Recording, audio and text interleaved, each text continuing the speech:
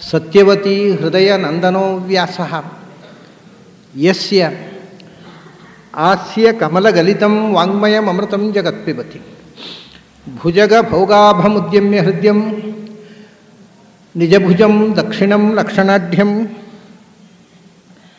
ಲಲಿತಮುದ್ರಿಕ್ತ ವಿಜ್ಞಾನಮುದ್ರಂ ಭಜ ಭಜ ಅನಂತಮಿತ್ಯಾಲಪಂತಂ ಪ್ರಣತವಾನ್ ಪ್ರಾಣಿನಾಂ ಪ್ರಾಣಭೂತಂ ಪ್ರಣತಿಭಿಃ ಪ್ರೀಣೇ ಪೂರ್ಣಬೋಧಂ ಭವದವೋಷ್ಣೇನ ತಾತಪ್ಯಮಾನಾನ್ ಭುವಿ ಪರಂ ನಾಥಮಪ್ರೇಕ್ಷಮಾಣಾನ್ ಭುವನಮನ್ಯೇನ ಚ ಅನ್ಯೇನ ದೋಷ್ಣಾ ಭವತು ಭೀರ್ಮಾ ಇತಿ ನ ಸಂತ್ವಯಂತಂ ಪ್ರಣತವಾನ್ ಪ್ರಾಣಿನಾಂ ಪ್ರಾಣಭೂತಂ ಪ್ರಣತಿಭಿಃ ಪ್ರೀಣೇ ಪೂರ್ಣಬೋಧಂ ನಾರಾಯಣಂ ಸುರಗುರುಂ ಜಗದೇಕನಾಥಂ ಭಕ್ತಪ್ರಿಯಂ ಸಕಲಲೋಕನಮಸ್ಕೃತಂಚ ತ್ರೈಗುಣ್ಯವರ್ಜಿತಮಜಂ ವಿಭುಮಾದ್ಯಮೀಶಂ ವಂದೇ ಭವಘ್ನಂ ಅಮರಾಸುರಸಿದ್ಧವಂದ್ಯಂ ನಾರಾಯಣಂ ನಮಸ್ಕೃತ್ಯ ನರಂಚೈವ ನರೋತ್ತಮಂ ದೇವೀಂ ಸರಸ್ವತೀಂ ವ್ಯಾಸಂ ತತೋ ಜಯಮುದೀರೇ.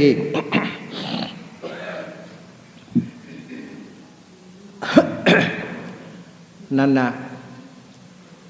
ಪೂಜ್ಯ ಶ್ರೀಪಾದರೇ ಮತ್ತು ಅಧ್ಯಾತ್ಮ ಬಂಧುಗಳೇ,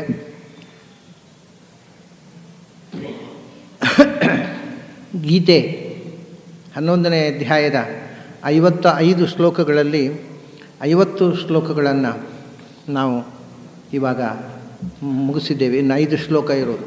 ಪ್ರಾಯ ಕೃಷ್ಣನಿಗಿಂತ ಹೆಚ್ಚು ಅರ್ಜುನನ ಮಾತುಗಳಿರುವ ಅಧ್ಯಾಯ 2. ಒಂದು 1ನೇ ಅಧ್ಯಾಯ ಪೀಠಿಕೆ, ಒಂದು 11ನೇ ಅಧ್ಯಾಯ. ಇದರಲ್ಲಿ ಕೃಷ್ಣನ ಮಾತು ಕಮ್ಮಿ, ಕೃಷ್ಣನನ್ನು ನೋಡಿ ಅರ್ಜುನಿಗೆ ಅನಿಸಿದ ಮಾತುಗಳೇ ಹೆಚ್ಚು. ಯಾಕೆಂದರೆ 700 ಶ್ಲೋಕಗಳಲ್ಲಿ ಕೃಷ್ಣನ ಮಾತುಗಳಿರೋದು 564 ಶ್ಲೋಕಗಳು ಮಾತ್ರ. ಉಳಿದದ್ದು ಬೇರೆಯವರದು. ಅರ್ಜುನನದ್ದು 84 ಶ್ಲೋಕಗಳು ಅರ್ಜುನ ಹೇಳಿದ್ದು, 564 ಶ್ಲೋಕಗಳು ಕೃಷ್ಣ ಹೇಳಿದ್ದು, 41 ಶ್ಲೋಕಗಳು ಸಂಜಯ ಹೇಳಿದ್ದು. ಶುರುವಿಗೆ ಒಬ್ಬ ಕುರುಡ ಹೇಳಿದ್ದಾನೆ, ಧೃತರಾಷ್ಟ್ರವಾಚ, ಅದು 1 ಶ್ಲೋಕ. ಕುರುಡನ 1 ಶ್ಲೋಕ ಸೇರಿ ಒಟ್ಟಿಗೆ 700 ಶ್ಲೋಕಗಳು. ಅದರಲ್ಲಿ ಅರ್ಜುನನ ಮಾತು ಹೆಚ್ಚಿರುವುದು 2 ಅಧ್ಯಾಯಗಳಲ್ಲಿ. ಪ್ರಥಮ ಅಧ್ಯಾಯ, ಯಾಕೆಂದರೆ ಅದರಲ್ಲಿ ಯುದ್ಧ ತಾನು ಮಾಡೋಲ್ಲ ಅಂತ ತನ್ನ ಎಲ್ಲ ಅನಿಸಿಕೆಗಳನ್ನು ಕೃಷ್ಣನಿಗೆ ಮನವರಿಕೆ ಮಾಡಬೇಕನ್ನುವ ಚಪಲದಿಂದ ತುಂಬ ಮಾತಾಡ್ತಾನೆ. ಆಮೇಲೆ ಕೃಷ್ಣನನ್ನು ನೋಡಿ ಆದಂಥ ದಿಗ್ಭ್ರಮೆಯ ಮಾತುಗಳು, ಅದು ಏಕಾದಶ 11ನೇ ಅಧ್ಯಾಯದಲ್ಲಿ. ಅರ್ಜುನ ಆ ರೂಪವನ್ನು ಉಪಸಂಹಾರ ಮಾಡುವಂತೆ ಪ್ರಾರ್ಥಿಸಿಕೊಂಡ. ರೂಪವನ್ನು ಉಪಸಂಹಾರ ಮಾಡಿದ ಕೃಷ್ಣ ಭೂತ್ವಾ ಪುನಃ ಸೌಮ್ಯವಪುರ್ಮುಹಾತ್ಮ ಆಶ್ವಾಸಾಯ ಮಾಸಚ ಭೀತಮೇನಂ, ಅವನ್ನ ಹೆದರಿದಂಥ ಅರ್ಜುನಿಗೆ ಸಂತೈಸಿದ, ತನ್ನ ಸೌಮ್ಯ ರೂಪವನ್ನು ತೋರಿಸಿದ. ಆಮೇಲೆ ಏನಾಯಿತು? ಆಮೇಲೆ ಅರ್ಜುನ ಒಂದು ಮಾತು ಹೇಳ್ತಾನೆ. ಅರ್ಜುನ ಉವಾಚ ದೃಷ್ಟ್ವೇದಂ ಮಾನುಷಂ ರೂಪಂ ತವ ಸೌಮ್ಯಂ ಜನಾರ್ದನ ಇದಾನಿಂ ಅಸ್ಮಿ ಸಂವೃತ್ತ ಸಚೇತಾ. ನಿನಗೆ ಅವನು ಹೇಳ್ತಾನೆ ಪ್ರಕೃತಿಂಗತಃ ತವೇದಂ ಮಾನುಷಂ ರೂಪಂ. ಅವನು ಹೇಳ್ತಾನೆ, ನಿನ್ನ ಈ ಮನುಷ್ಯ ರೂಪವನ್ನು ಕಂಡು ಈಗ ಸಮಾಧಾನ ಆಯಿತು ಮನಸ್ಸಿಗೆ ಅಂತ. ಮನುಷ್ಯ ರೂಪವನ್ನು ಕಾಡುವುದಂತೆ, ದೇವರಿಗೆ ಮನುಷ್ಯ ರೂಪ ಉಂಟಾ? ಮನುಷ್ಯ ರೂಪ ಅಂದರೆ ಇವಾಗ ಮತ್ಸ್ಯ ರೂಪ ಅಂದರೆ ಏನು? ಮತ್ಸ್ಯದ ಹಾಗೆ ಆಕಾರ ಇರುವ ರೂಪ. ಕೂರ್ಮ ರೂಪ ಅಂದರೆ ಏನು? ಕೂರ್ಮದ ಆಕಾರ ಇರುವ ರೂಪ. ಹಾಗೆ ಮನುಷ್ಯನ ಆಕಾರ ಇರುವ ರೂಪ ಅಂತ ಅರ್ಥ. ಮನುಷ್ಯ ಅಂತ ಅರ್ಥ ಅಲ್ಲ, ಮನುಷ್ಯನಂತೆ ಎಲ್ಲ ಮನುಷ್ಯರಿಗೂ ಕಾಣಿಸುವಂಥ ರೂಪ. ವಿಶ್ವರೂಪ ಅನ್ನೋದು ಅತಿಮಾನುಷ, ಅದು ಮಾನುಷ ಅಲ್ಲ, ಇದು ಮನುಷ್ಯರಲ್ಲೂ ಕಾಣಬಹುದಾದ ರೂಪ. ಆದ್ದರಿಂದ ನಾನು ಸ್ವಲ್ಪ ಆರಾಮಾಯ್ತು. ಈಗ ಇದಾನಿ ಮಸ್ಮಿ, ನಾನು ಒಂದು ರೀತಿಯಿಂದ ನಾನಾದೆ ಅಂತ. ಯಾಕಂದರೆ ನಾನು ಏನಾದೆ ಅಂತಲೇ ಗೊತ್ತಾಗಿರಲಿಲ್ಲ, ಎಲ್ಲೋ ತೇಲಿ ಹೋಗಿದ್ದೆ. ಈಗ ದೃಷ್ಟ್ವಾ ಇದಂ ಮಾನುಷಂ ರೂಪಂ, ಮನುಷ್ಯರ ಹಾಗೆಯೇ ಕಾಣುತ್ತೆ. ದೃಷ್ಟ್ವೇದಂ ಮಾನುಷಂ ರೂಪಂ ತವ ಸೌಮ್ಯಂ, ಒಂದು ಮನುಷ್ಯರ ಹಾಗೆ ಕಾಣುವ ರೂಪ, ಮತ್ತೊಂದು ಸೌಮ್ಯವಾಗಿದೆ. ನಿಧಾನ ನನ್ನ ಜೊತೆಗೆ ನೀನು ನಗ್ತಾ ಇದ್ದೀಯಾ. ಆ ಇಡೀ ವಿಶ್ವವನ್ನು ಕಬಳಿಸುವ ಉಗ್ರ ರೂಪ ನೋಡಿ ಗಾಬರಿಯಾದವನಿಗೆ ಈ ಸೌಮ್ಯ ನೋಡಿದಾಗ ಒಂದು ಮನಸ್ಸಿಗೆ ನೆಮ್ಮದಿ ಆಯಿತು. ಅದು ತವ ಸೌಮ್ಯಂ ಜನಾರ್ದನ. ಜನಾರ್ದನ ಅಂದರೆ ಅನೇಕ ಅರ್ಥಗಳಿದೆ ಈ ಶಬ್ದಗಳಿಗೆ. ನಾವು ಯಾವಾಗಲೂ ಗೀತೆಯಲ್ಲಿ ಒಂದು ಶಬ್ದ ಬಂದರೆ ಆ ಕಾಂಟೆಕ್ಸ್ಟ್ನಲ್ಲಿ ಅದು ಏನು ಅರ್ಥವನ್ನು ಕೊಡು, ಇಡೀ ಆ ಶ್ಲೋಕದ ಅರ್ಥಕ್ಕೆ ಪೂರಕವಾದಂಥ ನಿರ್ವಚನ ಏನು ಅದನ್ನು ಮಾತ್ರ ತಿಳ್ಕೊಂಡ್ರೆ ಸಾಕು. ಜನಾರ್ದನ ಶಬ್ದಕ್ಕೆ ನೂರಾರು ಅರ್ಥ ಮಾಡ್ಬೋದು, ಅದೆಲ್ಲವನ್ನು ನಾವು ಚಿಂತನೆ ಮಾಡಲಿಕ್ಕೆ ಬರೋದಿಲ್ಲ. ಆ ಸಂದರ್ಭದಲ್ಲಿ ಅರ್ಜುನನ ಮನಸ್ಸಿನಲ್ಲಿ ಅವನನ್ನು ಜನಾರ್ದನ ಅಂತ ಯಾಕೆ ಅವನ ಮನಸ್ಸಿನಲ್ಲಿ ಆ ನಾಮ ಹೊಳೆಯಿತು, ಆ ಪ್ರಸಂಗದಲ್ಲಿ ಅದಕ್ಕೆ ಒಂದು ವಿಶೇಷವಾದ ಉದ್ದೇಶ ಇರ್ತದೆ. ಅವನು ಜನಾರ್ದನ ಅಂದರೆ ಎರಡರ್ಥ ನಾವು ಇಟ್ಕೋಬಹುದು. ಒಂದು, ನಜಾಯತೆ ಅರ್ಧಯತಿ ಚ ಅಂತ ಗೀತಾ ಭಾಷೆಯಲ್ಲಿ ಆಚಾರ್ಯರೇ ಹೇಳಿದ ಅರ್ಥ. ತಾನು ಎಂದೂ ಹುಟ್ಟುವುದಿಲ್ಲ, ನಮ್ಮನ್ನು ಹುಟ್ಟು ಸಾವಿನಲ್ಲಿ ಶಿಕ್ಷೆ ಹಾಕಿ ಒದ್ದಾಡಿಸ್ತಾನೆ ಅಂತ. ನಜಾಯತೆ ಅರ್ಧಯತಿ ಚ ಸಂಸಾರೇ ಅಂತ. ತಾನು ಹುಟ್ಟುವುದಿಲ್ಲ, ಆದರೆ ನಮಗೆ ಹುಟ್ಟು ಸಾವು ಕೊಡುವವನವನೇ. ಹಾಗಾಗಿ ನೀನು ಹುಟ್ಟು ಸಾವುಗಳಿಂದ ಅತೀತನಾದವ. ನಿನ್ನ ರೂಪಗಳಿಗೆ ನಾಶ ಇಲ್ಲ, ಉತ್ಪತ್ತಿ ಇಲ್ಲ, ಅನಾದಿ ನಿತ್ಯ. ಅದರ ನಾವು ನಿನ್ನನ್ನು ತಿಳ್ಕೊಳ್ಳದೆ ಹುಟ್ಟಿ ಸತ್ತು ಮತ್ತೆ ಹುಟ್ಟುವುದು ಮತ್ತೆ ಸಾಯುವುದು. ಯಾಕೆ ಸಾಯುವುದು ಅಂದರೆ ಪುನಃ ಹುಟ್ಟಲಿಕ್ಕೆ, ಯಾಕೆ ಹುಟ್ಟುವುದು ಅಂದರೆ ಮತ್ತೆ ಸಾಯಲಿಕ್ಕೆ. ಸಾಯೋದು ಯಾಕೆಂದರೆ ಹುಟ್ಟಲಿಕ್ಕೆ, ಹುಟ್ಟೋದಕ್ಕೆ ಸಾಯಲಿಕ್ಕೆ, ಇಷ್ಟೇ ಕಾರ್ಯಕ್ರಮ. ಸಾಯಲಿಕ್ಕೆ ಹುಟ್ಟೋದು, ಹುಟ್ಟಲಿಕ್ಕೆ ಸಾಯೋದು. ಇದು ಜನಾರ್ದನ. ನೀನು ಹುಟ್ಟು ಸಾವುಗಳಿಂದ ಅತೀತನಾಗಿ ನಮ್ಮ ಹುಟ್ಟು ಸಾವುಗಳಿಗೆ ಕಾರಣನಾಗಿ ನಿಂತಿರತಕ್ಕ ಶಕ್ತಿ. ಆದರೆ ಇದು ಸಾಮಾನ್ಯ. ಆದರೆ ಯಾವಾಗ ನಿನ್ನನ್ನು ನಾವು ಕಂಡೆವೋ, ಈಗ ತಾನು ಕಂಡ ನಿನ್ನ ಅದ್ಭುತವಾದ ಹುಟ್ಟು ಸಾವುಗಳಿಂದ ಅತೀತವಾದ ನಿನ್ನ ರೂಪವನ್ನು ಯಾವಾಗ ಕಂಡೆವೋ, ಆಗ ಇನ್ನೊಂದು ರೀತಿಯಿಂದ ಜನಾರ್ದನ ಆಗ್ತೀನಿ. ಏನು ಜನನಮ್ಮ ಅರ್ಧಯತಿ, ನಮಗೂ ಹುಟ್ಟು ಸಾವು ಇಲ್ಲದಾಗ ಮಾಡಿಬಿಡ್ತೀವಿ. ನಾವು ಹುಟ್ಟು ಸಾವಿಲ್ಲದಂಥ ಮುಕ್ತ ಸ್ಥಿತಿಯನ್ನು ಪಡೆಯುವಂತೆ ಜನನಂ ಅರ್ಧಯತಿ, ನಮ್ಮ ಹುಟ್ಟನ್ನೇ ಇಲ್ಲ ಅಂತ, ಹುಟ್ಟೇ ಇಲ್ಲ ಅಂತ ಮಾಡಿಬಿಡ್ತೀಯ ನಮ್ಮನ್ನು. ನಮಗೆ ಮತ್ತೆ ಹುಟ್ಟುವ ಅಗತ್ಯವೇ ಇಲ್ಲ, ಶಾಶ್ವತವಾಗಿ ನಿನ್ನ ಬಳಿ ನಾವು ಇರಬಹುದು. ಅಂಥ ಒಂದು ಶಕ್ತಿ ನೀನು ಸೌಮ್ಯವಾದ ಮನುಷ್ಯರಂತೆ ಕಾಣುವ ರೂಪವನ್ನು ತೋರಿಸಿದಾಗ ನಾನು ಈಗ ಒಂದು ರೀತಿಯಿಂದ ನೆಮ್ಮದಿ. ಯಾಕೆಂದರೆ ಅವನು ಸಚೇತಾಹ ಪ್ರಕೃತಿಂಗತಃ ಇದಾನಿಮಸ್ಮಿ ಅಂತನವ. ನನಗೆ ಈಗ ಸಚೇತಾಹ, ನನ್ನ ಮನಸ್ಸು ಈಗ ಯೋಚಿಸಲಿಕ್ಕೆ ಶುರು ಮಾಡಿದೆ. ಇದರ ಮೊದಲು ಮನಸ್ಸು ಎಷ್ಟು ಏನು ಅಂದರೆ ಬ್ಲ್ಯಾಂಕ್ ಆಗಿಬಿಟ್ಟಿತ್ತು. ಸಚೇತಾಹ ಅಂದರೆ ಈಗ ಮನಸ್ಸು ಯೋಚನೆ ಮಾಡಲಿಕ್ಕೆ ಶುರು ಮಾಡಿದೆ. ಆಗ ಏನಾಗಿತ್ತು ಅಂದರೆ ಏನೂ ಯೋಚನೆ ಮಾಡದೆ ಬ್ಲ್ಯಾಂಕ್ ಆಗಿಬಿಟ್ಟಿದ್ದೆ ಗಾಬರಿಯಿಂದ ನಿನ್ನನ್ನು ನೋಡಿ. ಈಗ ಪ್ರಕೃತಿಂಗತ ನಾನಾಗಿ ನನ್ನ ಸಹಜ ಸ್ಥಿತಿಗೆ ಬಂದೆ, ನಾರ್ಮಲ್ಸಿಗೆ ಬಂದೆ. ಆಗ ಎಬ್ನಾರ್ಮಲ್ ಸ್ಟೇಜಿಗೆ ಹೋಗಿಬಿಟ್ಟಿದ್ದೆ. ಏನು ಮಾತಾಡಬೇಕು, ಏನು ಯೋಚಿಸಬೇಕು, ಏನು ಒಂದೂ ಗೊತ್ತಿಲ್ಲ. ಇಂಥ ಒಂದು ಗೊಂದಲದಲ್ಲಿದ್ದೆ. ಈಗ ನಿನ್ನನ್ನು ಕೃಷ್ಣ ರೂಪದಿಂದ ನೋಡಿದ ಮೇಲೆ ನಾನಾದೆ. ನನ್ನ ತಲೆ ಈಗ ಯೋಚನೆ ಮಾಡಲಿಕ್ಕೆ ಪ್ರಾರಂಭ ಮಾಡಿದೆ. ಒಂದು ರೀತಿ ಹದಕ್ಕೆ ಬಂತು. ಈಗ ಇಷ್ಟವರೆಗೆ ಏನಂತಲೂ ಗೊತ್ತಿಲ್ಲದ ಸ್ಥಿತಿಯಲ್ಲಿದ್ದೆ ನಾನು. ಈಗ ಮತ್ತೆ ನಾನು ಅರ್ಜುನನಾದೆ. ನೀನು ಕೃಷ್ಣನಾದಾಗ ನಾನು ಅರ್ಜುನ. ಈಗ ಗೊತ್ತಾಗ್ತಾ ಇದೆ, ನೀನು ಕೃಷ್ಣ, ನಾನು ಅರ್ಜುನ. ನಾವು ಯುದ್ಧರಂಗದ ಎಲ್ಲಿದ್ದೆ ಏನು ಒಂದೂ ಗೊತ್ತಾಗಿರಲಿಲ್ಲ. ನಾವು ಯುದ್ಧರಂಗದಲ್ಲಿದ್ದೇವೆ, ಕೌರವರ ವಿರುದ್ಧ ಹೋರಾಡಬೇಕು, ಇಷ್ಟು ವಿಷಯ ಈಗ ಅರ್ಥ ಆಗ್ತಾ ಇದೆ.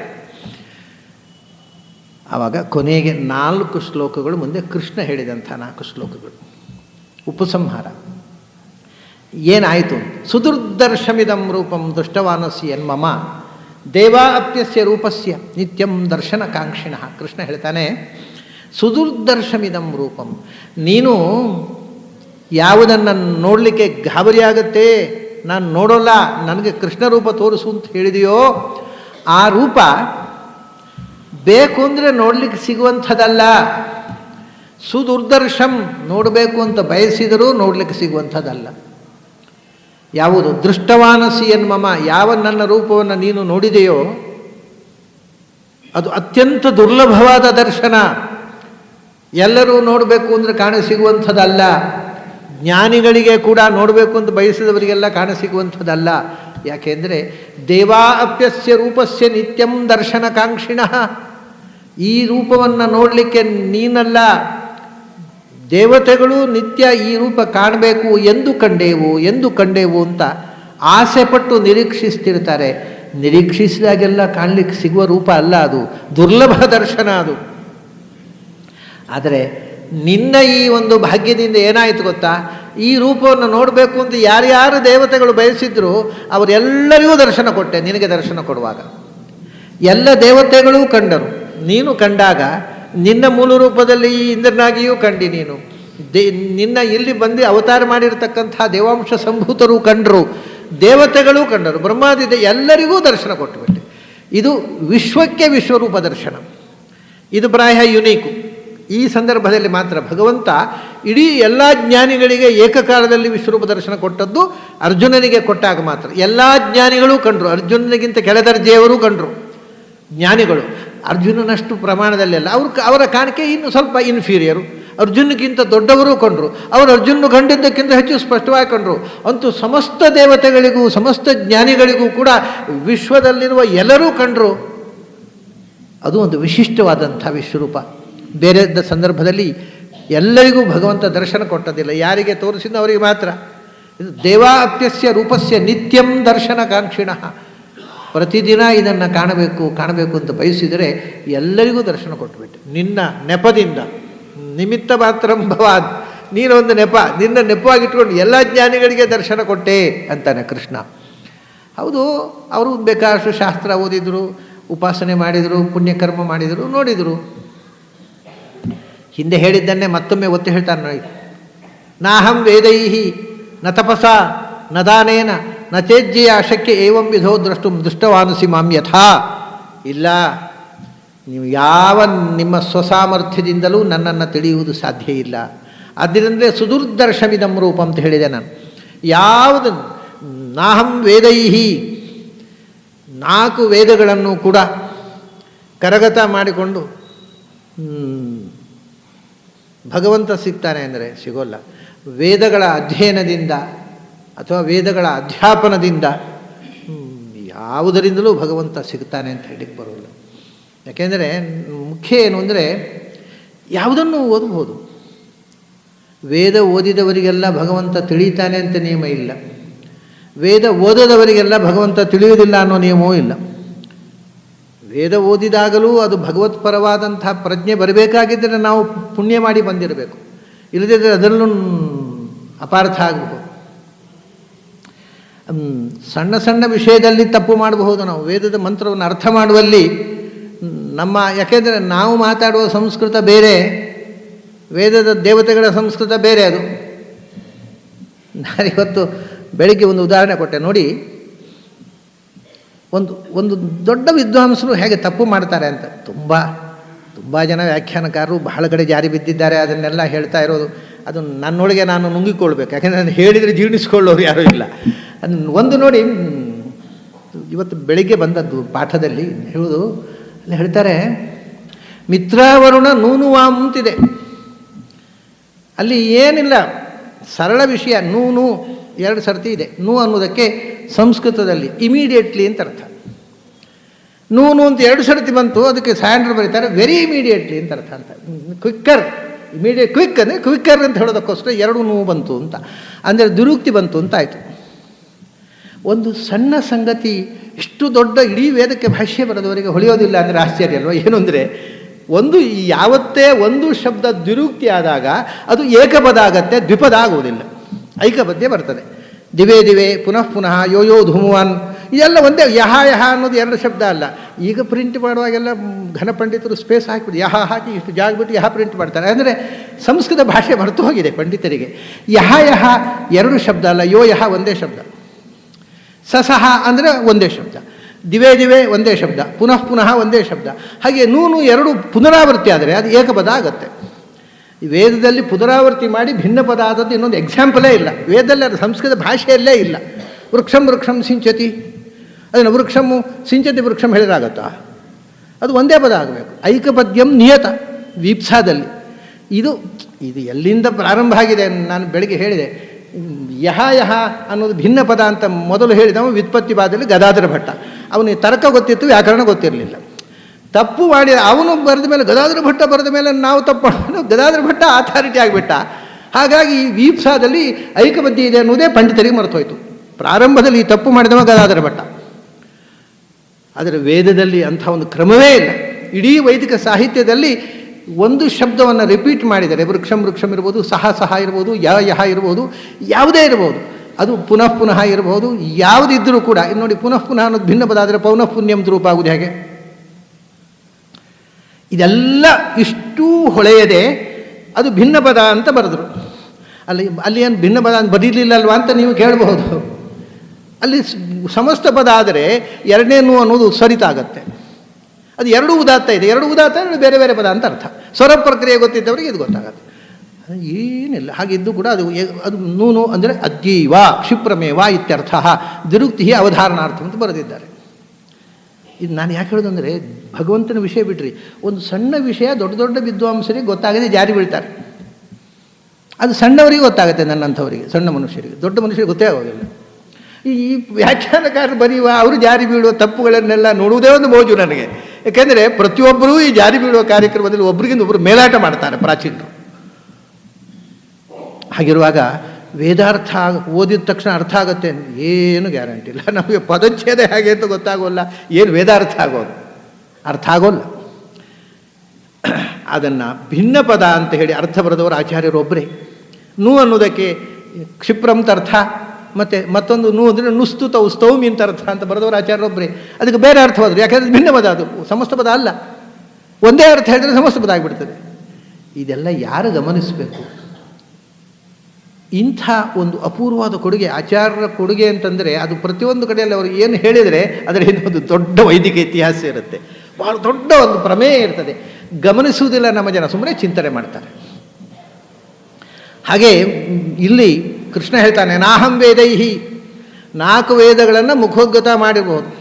ನಾನೊಬ್ಬಳು ಹೆಣ್ಮಗಳನ್ನು ನೋಡಿದ್ದೇನೆ, ಮಂಗಳೂರಿನಲ್ಲಿ ಇದ್ದರು ಆಕೆ, ಈಗ ಗೊತ್ತಿಲ್ಲ, ನಾನು ಭಾಳ ಹಿಂದೆ ನೋಡಿದ್ದು. ಆ ಹೆಣ್ಮಗಳು ಇಡೀ ಋಗ್ವೇದದ 10,500 ಮಂತ್ರಗಳನ್ನು ಸ್ವರಸಹಿತ ಬಾಯ್ಪಾಠ ಹೇಳ್ತಿತ್ತು. ಎಷ್ಟು ಜನ ಗಂಡಸರಿಗೆ ಹೇಳಲಿಕ್ಕೆ ಬರುತ್ತೆ? ಇಡೀ ಋಗ್ವೇದ ನಾನು ಪರೀಕ್ಷೆ ಮಾಡೋದಕ್ಕೋಸ್ಕರ ಮಧ್ಯದಲ್ಲಿ ಟೆಸ್ಟ್ ಮಾಡಿ ಆ ಸೂಕ್ತ ಹೇಳಲಿಕ್ಕೆ ಹೇಳಿದೆ. ಎಲ್ಲ ಸುರುವಿನಿಂದ ಹೇಳ್ತಾರೆ, ಈ ವಿಷ್ಣು ಸಹಸ್ರನಾಮ ನಿತ್ಯ ಹೇಳೋರಿಗೆ ಮಧ್ಯದಲ್ಲಿ ಹೇಳಿದ್ರೆ ಹೇಳಲಿಕ್ಕೆ ಬರೋಲ್ಲ, ತಪ್ಪಿ ಹೋಗುತ್ತೆ. ಆಕೆ ಬೇಕು ಅಂತ ಟೆಸ್ಟ್ ಮಾಡಿ ಮಧ್ಯದ ಭಾಗಗಳನ್ನು ತೆಗೆದು ಹೇಳು ಅಂತ ಹೇಳಿದೆ. ಯಾವ ಭಾಗ ಕೇಳಿದ್ರೆ ಹೇಳ್ತಾಳೆ, ಅದು ಬಿಟ್ಟು ಅದರ 4ನೇ ಮಂತ್ರದಿಂದ ಶುರು ಮಾಡ್ತಾಳೆ. ಇಷ್ಟು ನಿರರ್ಗಳವಾಗಿ ಇಡೀ ಋಗ್ವೇದ ಮುಖೋದ್ಗತ ಸ್ವರಸಹಿತ ಒಬ್ಬ ಹೆಣ್ಮಗಳು. ಆವಾಗ ನಾನು ಆಕೆಯನ್ನು ಇದು ಭೇಟಿಯಾಗಿ ಪ್ರಶ್ನೆ ಮಾಡಿದಾಗ ಆಕೆ ಏನಾದ್ರು 25-30 ವರ್ಷ ವಯಸ್ಸು. ಈಗ ಆಕೆ ಎಲ್ಲಿದ್ದಾರೆ ಅಂತಲೂ ಗೊತ್ತಿಲ್ಲ ನನಗೆ, ಆಕೆಗೆ ವಯಸ್ಸು ಆಗಿರ್ಬೋದು. ಇದು ಯಾಕೆ ಹೇಳಿದೆ ಅಂದರೆ, ವೇದ ಬಾಯಿಪಾಠ ಮಾಡಿದರು, ವೇದ ಪ್ರವಚನ ಮಾಡಿದರು, ಏನು ಮಾಡಿದರು ಭಗವಂತ ತಿಳಿತಾನೆ ಅನ್ನೋ ಗ್ಯಾರಂಟಿ ಇಲ್ಲ. ನಾನೊಬ್ಬರು ದೊಡ್ಡ ವೈದಿಕರನ್ನು ನೋಡಿದ್ದೆ. ಅವರು ಒಂದು ಊರಿನಲ್ಲಿ ತನ್ನ ಜೀವಮಾನ ಇಡೀ ವೇದ ಪಾಠ ಪ್ರವಚನ ಮಾಡಿ ಮಕ್ಕಳನ್ನು ಶಿಕ್ಷಣ ಕೊಟ್ಟು, ಒಂದು ದಿವಸ ಅವರು ಸುಮಾರು 60-70 ವರ್ಷ ವಯಸ್ಸಿನಲ್ಲಿ ಇಡೀ ವೈದಿಕ ಧರ್ಮದ ಒಂದು ಉಳಿತಾಯ ಅದನ್ನು ಉಳಿಸಿದವರು ನಮ್ಮ ಗ್ರಾಮದಲ್ಲಿ ಅಂತ ಆ ಊರಿನವರು ಸನ್ಮಾನ ಮಾಡಿದರು ಅವರಿಗೆ. ಅವರು ಸನ್ಮಾನ ದಿವಸ ಅವ್ರ ಭಾಷಣ, ದುರ್ದೈವದಿಂದ ನಾನಲ್ಲಿ ಚೀಫ್ ಗೆಸ್ಟಾಗಿ ಹೋಗಿದ್ದೆ. ಅವ್ರ ಭಾಷಣ ಏನು ಗೊತ್ತಾ, ವೇದವನ್ನು ಅರ್ಥಪೂರ್ವಕವಾಗಿ ತಿಳ್ಕೊಳ್ಬೇಕು ಅಂತ ಕೆಲವರು ಹೇಳ್ತಾರೆ, ಅದು ತಪ್ಪು. ಸ್ವಾಧ್ಯಾಯೋ ಅಧ್ಯೇತವ್ಯ ಅಂದರೆ ವೇದ ಉರು ಹೊಡಿಬೇಕು ಅಂತ ಮಾತ್ರ ಹೇಳಿದ್ದು, ಅರ್ಥ ಚಿಂತನೆ ಮಾಡಬೇಕಾಗಿಲ್ಲ ಅಂತ ಭಾಷಣ ಮಾಡಿದರು. ಏನು ಬಂತು, ವೇದಕ್ಕೆ ಅರ್ಥ ಯೋಚನೆ ಮಾಡೋದೇ ಬೇಡ ಅಂತ, ಬರೇ ಉರು ಹೊಡೆದ್ರೆ ಸಹಿ ಪುಣ್ಯ ಬರುತ್ತೆ, ವೇದಾರ್ಥ ಚಿಂತನೆ ಅಗತ್ಯ ಇಲ್ಲ. ಸ್ವಾಧ್ಯಾಯೋ ಅಧ್ಯೇತವ್ಯ ಅನ್ನುವಲ್ಲಿ ಸ್ವಾಧ್ಯಯನ ಅಂದರೆ ಅರ್ಥ ಚಿಂತನೆ ಅಲ್ಲ ಅಂತೆ, ಅಧ್ಯಯನ ಅಂದರೆ ಅರ್ಥ ಅವಗಮ ಅಂತೇ ಇರುವುದು. ಗೊತ್ತಿಲ್ಲ ಪಾಪ ಅವರಿಗೆ, ಅದು ಇಡೀ ಜೀವಮಾನ ವೇದ ಪಾಠ ಹೇಳಿದ್ದಾರೆ. ಅವರು ಅರ್ಥ ಮಾಡಿಕೊಳ್ಳಲಿಲ್ಲ, ಇನ್ನೊಬ್ಬರು ಅರ್ಥ ಮಾಡಿಕೊಳ್ಬೇಕು ಅಂತ ಹೇಳಲಿಲ್ಲ. ಇದು ನಮ್ಮ ದುರಂತ. ವೇದಕ್ಕೆ ಅರ್ಥ ಮಾಡಲಿಕ್ಕೆ ಬರುವುದಿಲ್ಲ ಅಂತ ಹೇಳೋರಿದ್ದಾರೆ ಕೆಲವರು, ಅರ್ಥ ಮಾಡುವುದೇ. ಇನ್ನು ಕೆಲವರದುಂಟು, ಒಬ್ಬರು ನನ್ನ ಜೋರು ಮಾಡಿಬಿಟ್ಟಿದ್ದಾರೆ, ನಿಮಗೆ ವೇದಾರ್ಥ ಹೇಳುವಂಥದ್ದು ದೇವತೆಗಳಿಗೆ ಮಾತ್ರ ಅಧಿಕಾರ, ನೀವು ಯಾರ್ರೀ ಹೇಳಲಿಕ್ಕೆ ಅಂತ ಕೇಳಿದರು. ನಾನು ಹೇಳಿದೆ, ಈಗ ವಿಷಯ ಏನು ಅಂದರೆ, ನಾನು ಹೊಳಿತು ಹೇಳಿದೆ, ಅಲ್ಲ ದೇವತೆಗಳಿಗೆ ಮಾತ್ರ ಹೊಳಿದು, ಹಾಗಾದ್ರೆ ಆ ದೇವತೆಗಳ ಅಂಶಾವತಾರ ಲಿಸ್ಟ್ನಲ್ಲಿ ನೋಡಿ ನನ್ನ ಹೆಸರು ಇರಬೇಕು ಅಂತ ಕಾಣುತ್ತೆ. ಮತ್ತು ಏನು ಹೇಳಬೇಕು ಆ ಥರ ತಲೆಹರಟೆ ಮಾತಾಡೋರಿಗೆ? ಅಂದರೆ ಲಿಸ್ಟ್ನಲ್ಲಿ ನೋಡಿ ನನ್ನ ಹೆಸರು ಇರಬೇಕು ಅಂತ ಹೇಳಿದೆ, ಕಡೆ ಹೋದರು ಸುಮ್ಮನೆ. ಇಂಥ ದರಿದ್ರ ಬುದ್ಧಿಯೇ ನಮ್ಮದು. ತಾವು ಅರ್ಥ ಅನುಸಂಧಾನ ಮಾಡೋಲ್ಲ, ಮಾಡೋರು ನೀವು ಮಾಡುವುದು ತಪ್ಪು ಅಂತ ವಾಕ್ಯಾರ್ಥ. ಯಾಕೆಂದರೆ ನೀವು ಮನುಷ್ಯರಲ್ವ, ದೇವತೆಗಳಿಗೆ ಮಾತ್ರ ಅಧಿಕಾರ, ನೀವು ಅರ್ಥ. ಈ ಥರ ಅತಿವಾದಗಳು ಏನೇನೋ ಬೆಳೀತಾ ಇದೆ. ಅದರಿಂದ ವೇದ ಕೈಯಲ್ಲಿ ಸಿಕ್ಕಿಯೂ ಅದನ್ನು ಉದ್ಧಾರ ಆಗುವ ದಾರಿಯನ್ನು ಹಿಡಿತೇವೆ ಅಂತ ಗ್ಯಾರಂಟಿ ಇಲ್ಲ. ನಾಹಂ ವೇದೈಹಿ, ನೀವು ಹೀಗೆ ವೇದದ ಅರ್ಥ ತಿಳ್ಕೊಳ್ಳದೆ ವೇದವನ್ನು ಉರು ಹೊಡೆದದ್ರಿಂದ, ಅಥವಾ ಸರಿಯಾದ ಭಗವತ್ಪರವಾದ ಅರ್ಥವನ್ನು ತಿಳ್ಕೊಳ್ಳದೆ ಯತ್ಕಿಂಚಿತ್ ಕರ್ಮಪರವಾದ ಅರ್ಥವನ್ನು ಮಾತ್ರ ತಿಳ್ಕೊಂಡದ್ದರಿಂದ ನಾನು ನಿಮಗೆ ದರ್ಶನ ಕೊಡ್ತೇನೆ ಅಂತ ನಂಬಬೇಡಿ, ತಿಳ್ಕೋಬೇಡಿ ಎಂದ ಕೃಷ್ಣ. ನ ತಪಸ ನ ದಾನೇನ ನ ಚ ಇಜ್ಜೇಯ, ಯಜ್ಞ ದಾನ ತಪಃ ಕರ್ಮ. ಇದು ಮುಂದೆ ಹೇಳ್ತಾನೆ ಕೃಷ್ಣ. ಮನುಷ್ಯ ಮಾಡಬೇಕಾದ 3: ಯಜ್ಞ ದಾನ ತಪಸ್ಸು. ಆ 3ರಿಂದಲೂ ನಾನು ಸಿಗೋದಿಲ್ಲ. ಮನುಷ್ಯ ಮಾಡಬೇಕಾದ ಕರ್ತವ್ಯವೇ 3: ಯಜ್ಞ ದಾನ ತಪಸ್ಸು. ಯಜ್ಞ ಅಂದರೆ ನಿರಂತರ ಭಗವದ್ ಆರಾಧನಾ ಬುದ್ಧಿಯಿಂದ ಏನಾದರೂ ಕರ್ಮ, ಮತ್ತು ನಮ್ಮಲ್ಲಿ ಇದ್ದದನ್ನು ಇನ್ನೊಬ್ಬರಿಗೆ ದಾನ ಕೊಡೋದು. ತಪಸ್ಸು ಅಂದರೆ ಆಳವಾದ ಚಿಂತನೆ ಮತ್ತು ಇಂದ್ರಿಯ ನಿಗ್ರಹಾದಿ ಇದು. ಇದು ಯಾವುದರಿಂದಲೂ ಹಿಂದೆ ಹೇಳಿದ್ದಾನೆ, ಮತ್ತೆ ಹೇಳ್ತಾನೆ. ಯಾಕೆಂದರೆ ಒತ್ತು ಅವಧಾರಣ. ವೇದ ಓದಿ ನನ್ನನ್ನು ತಿಳಿಯೋದು ಸಾಧ್ಯ ಇಲ್ಲ. ನ ದಾನೇನ ನ ಚೇಜ್ಯ ನ ತಪಸ್ಸ. ಯಜ್ಞ, ದಾನ, ತಪಸ್ಸು ಇವೆಲ್ಲ ಪುಣ್ಯಕರ್ಮಗಳು. ಇದನ್ನು ಕೃಷ್ಣ ಹೇಳ್ತಾನೆ, ಯಜ್ಞದಾನ ತಪಃಕರ್ಮ ನತ್ಯಾಜ್ಯಂ ಕಾರ್ಯಮೇವ, ಎಲ್ಲವೂ ಕರ್ತವ್ಯ. ಆದರೆ ಅಷ್ಟು ಮಾಡಿದ ಮಾತ್ರಕ್ಕೆ ನಾವು ಯಜ್ಞದಾನ ತಪಸ್ಸುಗಳನ್ನು ಮಾಡಿದ್ದೇವೆ, ಭಗವಂತ ದರ್ಶನ ಕೊಡದೆ ಎಲ್ಲಿ ಹೋಗ್ತಾನೆ ಅಂತ ಮಾತ್ರ ತಿಳ್ಕೊಬೇಡಿ. ನಿಮ್ಮ ಯಾವ ಕಂಪಲ್ಷನಿಗೂ ನಾನು ಸಿಗೋನಲ್ಲ. ಮತ್ತು ಶಕ್ಯ ಏವಂ ವಿಧೋ ದ್ರಷ್ಟು, ನನ್ನನ್ನು ಈ ರೀತಿಯಿಂದ ಯಾರು ದೃಷ್ಟವಾನ್ ಅಸಿ ಮಾಂ ಯಥಾ, ನನ್ನನ್ನು ನೀನು ಏನು ವಿಶ್ವರೂಪ ಇಡೀ ಜಗತ್ತಿನಲ್ಲಿ ತುಂಬಿರತಕ್ಕಂಥ ಶಕ್ತಿಯನ್ನು ಕಂಡು ಅದನ್ನು ವೇದಾಧ್ಯಯನದಿಂದ, ನಿನ್ನ ಪಾಂಡಿತ್ಯದ ಬಲದಿಂದ, ಯಜ್ಞಯಾಗಗಳಿಂದ, ದಾನಗಳಿಂದ, ತಪಸ್ಸುಗಳಿಂದ ಯಾವುದರಿಂದಲೂ ಕೂಡ ತಿಳಿಯುವುದು ಸಾಧ್ಯ ಇಲ್ಲ. ಯಾಕಂದರೆ ಎಲ್ಲವೂ ಮಿಸ್ಗೈಡ್ ಮಾಡ್ಬೋದು. ನೋಡಿ, ನಾನು ಹೇಳಿದ್ದೇನೆ, ಯಜ್ಞದಿಂದ ದುರ್ಯೋಧನ ಮಾಡಿದ ಯಜ್ಞದ ಹಾಗೆ ಅದರಿಂದ ದೇವರಿಂದ ದೂರ ಹೋಗ್ಬೋದು ಯಜ್ಞ ಮಾಡಿ. ದಾನ ಕೊಟ್ಟು ನಾನು ದಾನ ಕೊಟ್ಟೆ ಅಂತ ಅಹಂಕಾರ ಬೆಳೆಸಿಕೊಂಡು ದಾನ ತಗೊಳ್ಳುವವರ ಬಗ್ಗೆ ತಿರಸ್ಕಾರ, ನಾನು ಕೊಡುವವ ಅವನು ತಗೊಳ್ಳುವ ಅನ್ನುವ ತಿರಸ್ಕಾರದಿಂದ ದಾನ ಕೊಟ್ಟು ಪಾಪ ಸಂಗ್ರಹ ಮಾಡಬಹುದು. ತಪಸ್ಸು ಮಾಡಿ ತಾಮಸವಾದ ತಪಸ್ಸು ಮಾಡಿದವರಿಲ್ವಾ? ಶಂಭುಕ ತಪಸ್ಸು ಮಾಡಿದ್ದಾನೆ, ರಾವಣ ತಪಸ್ಸು ಮಾಡಿದ್ದಾನೆ, ಕಂಸ, ಜರ ಎಲ್ಲರೂ ತಪಸ್ಸು ಮಾಡಿ ಶಿವನಿಂದ ವರ ಪಡೆದಿದ್ದಾರೆ. ಏನು ಮಾಡಿದರು? ದೇವರಿಂದ ದೂರ ಹೋದರು. ಅದರಿಂದ ಎಲ್ಲ ಯಾವ ತಪಸ್ಸು, ದಾನ, ಧರ್ಮ, ಯಜ್ಞ, ವೇದಾಧ್ಯಯನ ಯಾವುದೂ ಕೂಡ ಭಗವಂತನನ್ನು ನಮ್ಮ ಬಳಿಗೆ ಕರೆದು ತರುವುದಿಲ್ಲ.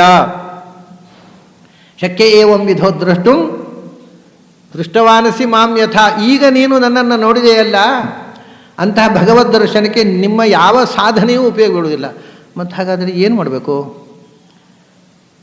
ನೀವು ಮಾಡುವಂಥದ್ದು ಒಂದೇ, ಭಕ್ತ್ಯಾತ್ವನನ್ಯಯ ಶಕ್ಯ ಅಹಮೇವಂ ವಿಧೋರ್ಜುನ ಜ್ಞಾತುಂ ದ್ರಷ್ಟುಂಚ ತತ್ವೇನ ಪ್ರವೇಷ್ಟುಂಚ ಪರಂತಪ. ಭಕ್ತ್ಯಾತು ಅನನ್ಯಯ ಶಕ್ಯ, ಒಂದೇ ಒಂದು ಅಂದರೆ ಮೈಚಾನನ್ಯ ಯೋಗೇನ ಭಕ್ತಿರವ್ಯಭಿಚಾರಿಣಿ. ಇದು ಬರುತ್ತೆ ಮುಂದೆ. ಮನುಷ್ಯ ಅಧ್ಯಾತ್ಮದ ದಾರಿಯಲ್ಲಿ, ಜ್ಞಾನ ಸಾಧನೆ ಮಾಡುವ ದಾರಿಯಲ್ಲಿ ಸಾಗುವವನಿಗೆ ಇರಬೇಕಾದ ಸಾಧನೆ, ಡಿಸಿಪ್ಲಿನ್ಸ್, ಒಂದು 20 ಅಂಶಗಳನ್ನು ಹೇಳ್ತಾರೆ. ಅದು ಕೃಷ್ಣನದ್ದು 20 ಜೀವನದ ನಾವು ಅಳವಡಿಸಿಕೊಳ್ಬೇಕಾದ 20 ಗುಣಗಳನ್ನು ಹೇಳ್ತಾರೆ. ಅದರಲ್ಲಿ ಒಂದು ಮೈಚ ಅನನ್ಯ ಯೋಗೇನ ಭಕ್ತಿ ಅಂತ, ಭಗವಂತನಲ್ಲಿ ಭಕ್ತಿ ಅಂತ. ಇದು 20 ಜ್ಞಾನದ ದಾರಿಯಲ್ಲಿ ಹೋಗೋ ಏತಜ್ಞಾನಮಿತಿ ಪ್ರೋಕ್ತಂ, ಜ್ಞಾನದ ದಾರಿಯಲ್ಲಿ ಹೋಗುವವರಿಗೆ ಅನುಷ್ಠಾನ ಮಾಡಬೇಕಾದ. ನಾನು ಸುಮ್ಮನೆ 20 ಪಾಯಿಂಟ್ ಪ್ರೋಗ್ರಾಮ್ ಅಂತ ಹೇಳೋದುಂಟು.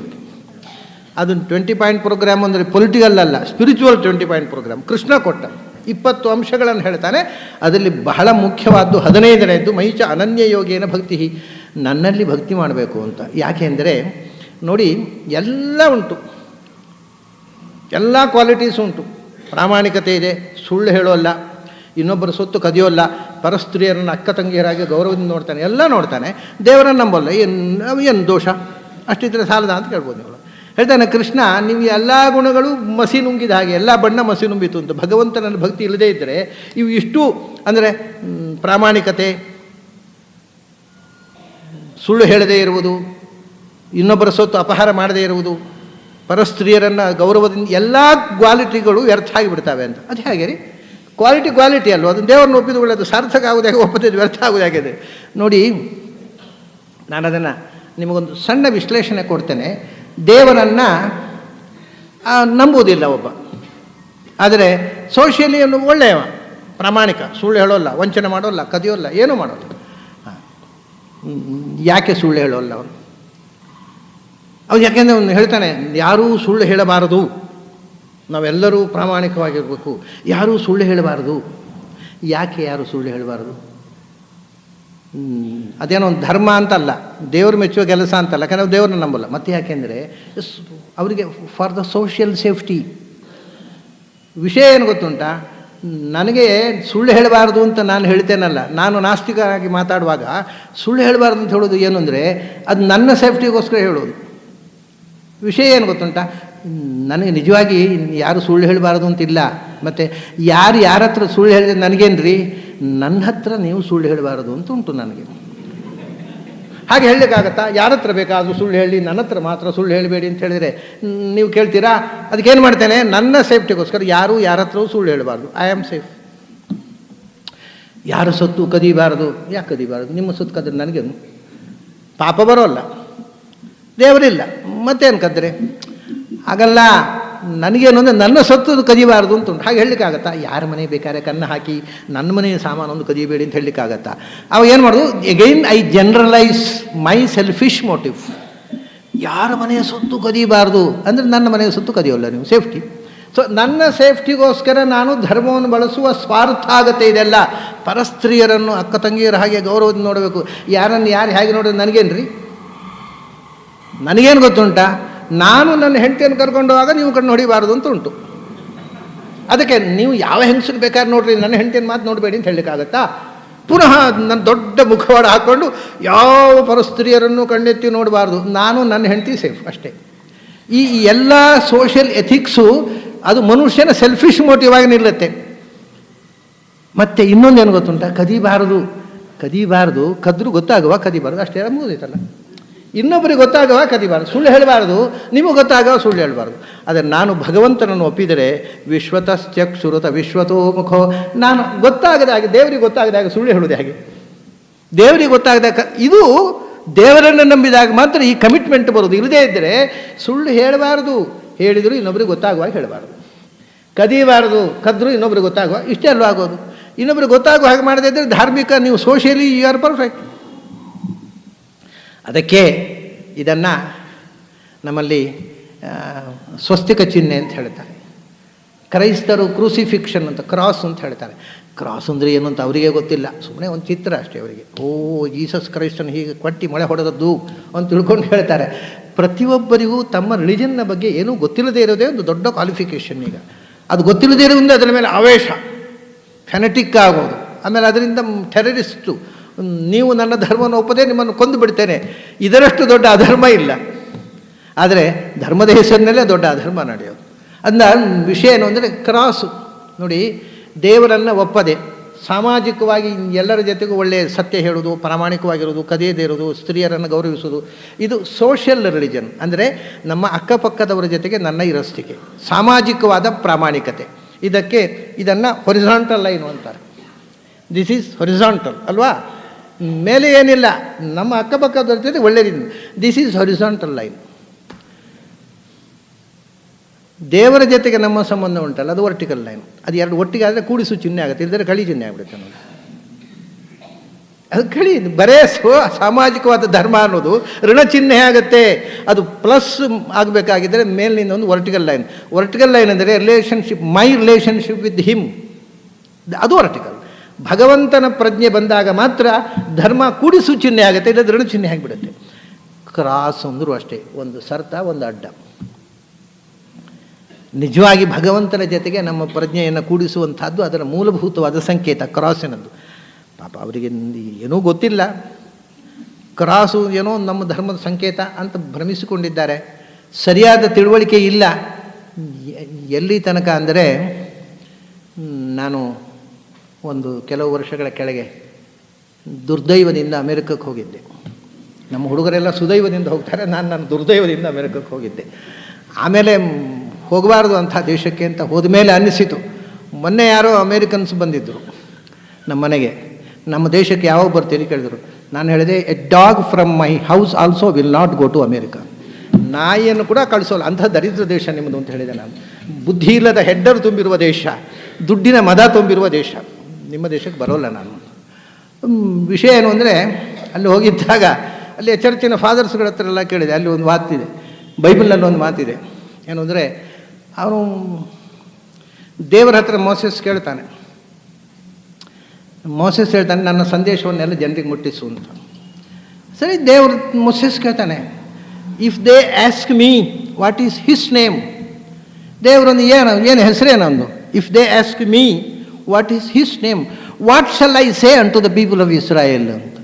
ಏನು ದೇವರ ಹೆಸರು ಏನು? ಅದಕ್ಕೆ ದೇವರು ಹೇಳ್ತಾನೆ, I am that I am, I am hath sent me unto you, you shall say unto the people of Israel. ಯಾರು ಕಳಿಸೋದು ಅಂದರೆ ಐ ಆಮ್ ಕಳಿಸೋದು ಅಂತ ಹೇಳಯ್ಯ ಅಂತ. ಇದು ಯಾರಿಗೆ ಅರ್ಥ ಆಗುತ್ತೆ ರೀ? ಅಲ್ಲಿ ಪಾದ್ರಿಗಳ ಹತ್ರ ಕೇಳಿದೆ ನಾನು, ಏನು ಅರ್ಥ ಅಂತ. It is something mystic which we do not understand, that is why we have deleted it ಅಂತ ಹೇಳ್ಬಿಟ್ಟು ತೆಗೆದುಬಿಟ್ಟಿದ್ದಾರೆ. We have deleted it. ನಾನು ಹೇಳಿದೆ ನಿಮಗೆ ಅರ್ಥ ಆಗೋಲ್ಲ, ನಮಗೆ ಅರ್ಥ ಆಗುತ್ತೆ. ಯಾಕೆಂದರೆ ಅಹಮಸ್ಮಿ ಅನ್ನೋದು ಭಗವಂತನ ಹೆಸರು ಅಂತ ನಮ್ಮ ಉಪನಿಷತ್ನಲ್ಲಿ ಹೇಳಿದ್ದಾರೆ. ಐ ಆಮ್ ಅಂತ ಅದನ್ನು ಕದ್ದು ನೀವು ಬರೆದಿದ್ದೀರಿ. ಅಹಮಸ್ಮಿ ಅನ್ನೋದು ಭಗವಂತನ ರಹಸ್ಯ ನಾಮಧೇಯ ಅಂತ ಮೊಟ್ಟ ಮೊದಲು ಜಗತ್ತಿಗೆ ಹೇಳಿದವರು ಆಚಾರ್ಯ ಮಧ್ವರು. ಅದನ್ನು ಕಾಪಿ ಮಾಡಿದ್ದೀರಿ ನೀವು ಐ ಆಮ್ ಅಂತ. ಇದನ್ನು ಒಂದು ವಿಷಯ ಏನು ಅಂದರೆ, ಅಹಮಸ್ಮಿ ಅನ್ನೋದಕ್ಕೆ ದೇವರ ಹೆಸರು ಅಂತ ಆಚಾರ್ಯ ಶುರು ಮಾಡಿದ್ದಲ್ಲ ಅಂತ ಆಯ್ತಾ. ಯಾಕೆಂದರೆ ಮೊದಲು ಬೈಬಲ್ನಲ್ಲಿ ಆಚಾರ್ಯರು ಸ್ವಕಭಾವ ಕಲ್ಪಿತ ಅನ್ನೋದಕ್ಕೊಂದು ಪ್ರೂಫ್ ಸಿಕ್ಕಿತಾ.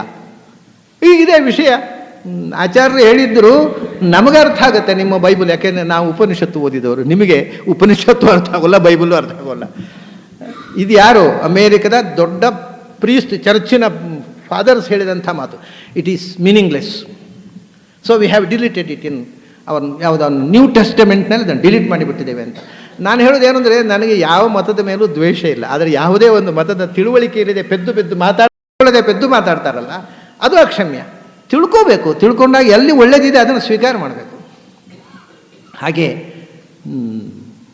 ಭಗವಂತ ಹೇಳ್ತಾನೆ, ನಾಹಂ ವೇದೈಹಿ ನ ತಪಸ್ಸಾ ನ ದಾನೇನ ಶಕ್ಯ ಏವಂ ವಿಧೋ ದ್ರಷ್ಟು. ಮತ್ತು ಭಕ್ತ್ಯಾತ್ವನನ್ಯಯ ಶಕ್ಯ. ಭಕ್ತಿ ಅಂದರೆ ಅದು ಕ್ರಾಸು. ಭಕ್ತಿ ಅಂದರೆ ಅದು ನಮ್ಮಲ್ಲಿ ಸ್ವಸ್ತಿಕ ಚಿಹ್ನೆ. ಯಾಕೆ ಗೊತ್ತುಂಟಾ? ಸ್ವಸ್ತಿಕ ಚಿಹ್ನೆ ನೋಡಿ, ಹೀಗೆ ಇದೆ, ಹೀಗೆ ಇದೆ ಅಷ್ಟೇ ಅಲ್ಲ, ಮತ್ತು ಹೀಗೆ ಕೆಳಗಿದೆ, ಹೀಗೆ ಮೇಲೆ ಇದೆ. ಅಂದರೆ ನಮ್ಮ ಸಾಮಾಜಿಕ ಪ್ರಜ್ಞೆ ಆಧ್ಯಾತ್ಮದ ಜೊತೆಗೆ ಬೆರೆತಿರಬೇಕು. ಆಧ್ಯಾತ್ಮಿಕ ಪ್ರಜ್ಞೆಯಲ್ಲಿ ಸಾಮಾಜಿಕ ಪ್ರಜ್ಞೆಯನ್ನು ಮರೆಯಬಾರದು. ಆಧ್ಯಾತ್ಮಿಕ ಪ್ರಜ್ಞೆ ವರ್ಟಿಕಲ್ ಲೈನಲ್ಲಿ ಮತ್ತೆ ಅದಕ್ಕೆ ಅಡ್ಡಗೆರೆ ಇದೆ, ಅಡ್ಡಗೆರೆಯಲ್ಲಿ ಊರ್ಧ್ವಗೆರೆ ಇದೆ. ಅಂದರೆ ನಮ್ಮ ಸಾಮಾಜಿಕ ಪ್ರಜ್ಞೆ ಮತ್ತು ಆಧ್ಯಾತ್ಮಿಕ ಪ್ರಜ್ಞೆ ಎರಡು ಮುಖಗಳಲ್ಲ, ಅದು ಏಕಮುಖವಾಗಬೇಕು. ಸಮಾಜ ಪ್ರಜ್ಞೆ ಭಗವಂತನನ್ನು ಮರೆತಲ್ಲ, ಅಥವಾ ಭಗವತ್ ಪ್ರಜ್ಞೆ ಸಮಾಜವನ್ನು ಮರೆತಲ್ಲ.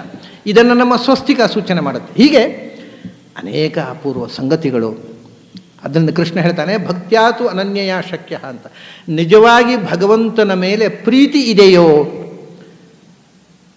ನಿನ್ನೆ ಅದರ ಬಗ್ಗೆ ತುಂಬ ವಿಷಯಗಳನ್ನು ವಿವರಿಸಿದರು ಸ್ವಾಮಿಗಳು. ಭಕ್ತಿ ಇಲ್ಲದೆ ಭಗವಂತನ ಉಪಾಸನೆ ಮಾಡಲಿಕ್ಕೆ ಆಗುವುದಿಲ್ಲ. ಭಗವಂತನ ಸ್ಮರಣೆ ಮಾಡಬೇಕಾದ್ರೆ ಮನಸ್ಸು ಭಗವಂತನ ಕಡೆ ಹೋಗ್ಬೇಕಾದ್ರೆ ಭಗವಂತನ ಭಕ್ತಿ ಇರಬೇಕು. ಭಕ್ತಿ ಇದ್ದರೆ ಸ್ಮರಣೆ ಮಾಡಲಿಕ್ಕೆ ಆಗೋದಿಲ್ಲ, ಏಕಾಗ್ರತೆ ಬರೋಲ್ಲ ಅಂತ. ಹಾಗೆ ಭಕ್ತಿ ಯಾವುದನ್ನೇ ಆದರೂ ನಾವು ಯಾವುದನ್ನು ಅತಿಯಾಗಿ ಪ್ರೀತಿಸ್ತೇವೋ ಅದನ್ನು ಯಾವಾಗಲೂ ನಾವು ಯೋಚಿಸ್ತೇವೆ. ಭಗವಂತನನ್ನು ಅತಿಯಾಗಿ ಪ್ರೀತಿಸು ಅಂದ ಕೃಷ್ಣ. ಭಕ್ತ್ಯಾತು ಅನನ್ಯಯ. ಅನನ್ಯ ಅಂದರೆ ಆ ಮಟ್ಟದಲ್ಲಿ ಇನ್ನು ಯಾವುದನ್ನೂ ಪ್ರೀತಿಸಬೇಡ. ನೀನು ಪ್ರೀತಿಸುವ ಒಂದು 10 ವಸ್ತು ಇದ್ದರೆ 10 ಕಡೆ ಹೋಗುತ್ತೆ ಮನಸ್ಸು. ಒಂದೇ ಕಡೆ ಮನಸ್ಸು ಹೋಗ್ಬೇಕಾದ್ರೆ ಅದಕ್ಕಿಂತ ಹೆಚ್ಚು ಪ್ರೀತಿಸಬೇಕಾದ ವಸ್ತುವೇ ನನ್ನ ಜೀವನದಲ್ಲಿ ಇಲ್ಲ ಅನ್ನೋ ತೀರ್ಮಾನ ಮಾಡಬೇಕು. ಅದನ್ನು ಕೃಷ್ಣ ಹೇಳ್ತಾನೆ, ಭಕ್ತ್ಯಾತು ಅನನ್ಯಯ ಶಕ್ಯ ಅಹಮೇವಂ ವಿಧೋ ಅರ್ಜುನ. ಒಂದೇ ಒಂದು ಸಾಧನ ನನ್ನನ್ನು ನೋಡಬೇಕಾದರೆ ಪಾಂಡಿತ್ಯ ಅಲ್ಲ, ಭಕ್ತಿ. ಭಕ್ತಿಯಲ್ಲಿ ಪಾಂಡಿತ್ಯ ಸೇರಿದೆ, ಯಾಕೆಂದರೆ ಜ್ಞಾನಪೂರ್ವಕ ಅಲ್ವ, ಅದು ಬೇರೆ. ಆದರೆ ಜ್ಞಾನದ ಜೊತೆಗೆ ಈಗೋ ಬಂದರೆ ಅದು ಭಕ್ತಿ ಆಗೋಲ್ಲ. ಈಗೋ ಇಲ್ಲದೆ ಶರಣಾಗತಿ ಬಂದರೆ ಭಕ್ತಿ ಆಗುತ್ತೆ ಅಷ್ಟೇ. ಭಕ್ತ್ಯಾತ್ವನನ್ಯಯ ಶಕ್ಯ ಅಹಮೇವಂ ವಿಧೋ ಅರ್ಜುನ. ಬರೇ ಏಕನಿಷ್ಠೆ ಭಗವಂತನಲ್ಲಿ ಮಾತ್ರ ಅಂದರೆ ಕೇವಲ ಭಗವಂತನಲ್ಲಿ ಅಂಥ ಭಕ್ತಿ. ಇನ್ನೊಂದು ಕಡೆಗೆ ಆ ಭಕ್ತಿಯಲ್ಲಿ ಶೇರ್ ಮಾಡೋ ಹಾಗಿಲ್ಲ. ಅಂಥ ಭಕ್ತಿಯಿಂದ ನೀನು ನನ್ನನ್ನು ಕಾಣಲಿಕ್ಕೆ ಪ್ರಯತ್ನ ಮಾಡಿದರೆ ಆಗ ನಾನು ಆ ನಿನ್ನ ಭಕ್ತಿಯನ್ನು ನೋಡಿ ಪ್ರಸನ್ನನಾಗಿ ತೋರಿಸಬಹುದು. ಹೊರತು ನಿನ್ನ ಯಾವುದೇ ಸಾಧನೆಯ ಅಹಂಕಾರದಿಂದ ಪಾಂಡಿತ್ಯದ ಬಲದಿಂದ ನನ್ನನ್ನು ಒಲಿಸಿಕೊಂಡು ನೋಡುವುದು ಸಾಧ್ಯವಿಲ್ಲ. ಭಕ್ತಿ. ಆದ್ದರಿಂದ ಅರ್ಜುನ ಮೊದಲು ಒಂದು ರೀತಿಯಿಂದ ಅವನು ಇಗೋದ ಜೊತೆಗೆ ಬಂದವ. ರಥಂ ಸ್ಥಾಪಯ ಮೇ ಅಚ್ಯುತ ಅಂತ ಹೇಳಿದವನಲ್ವ.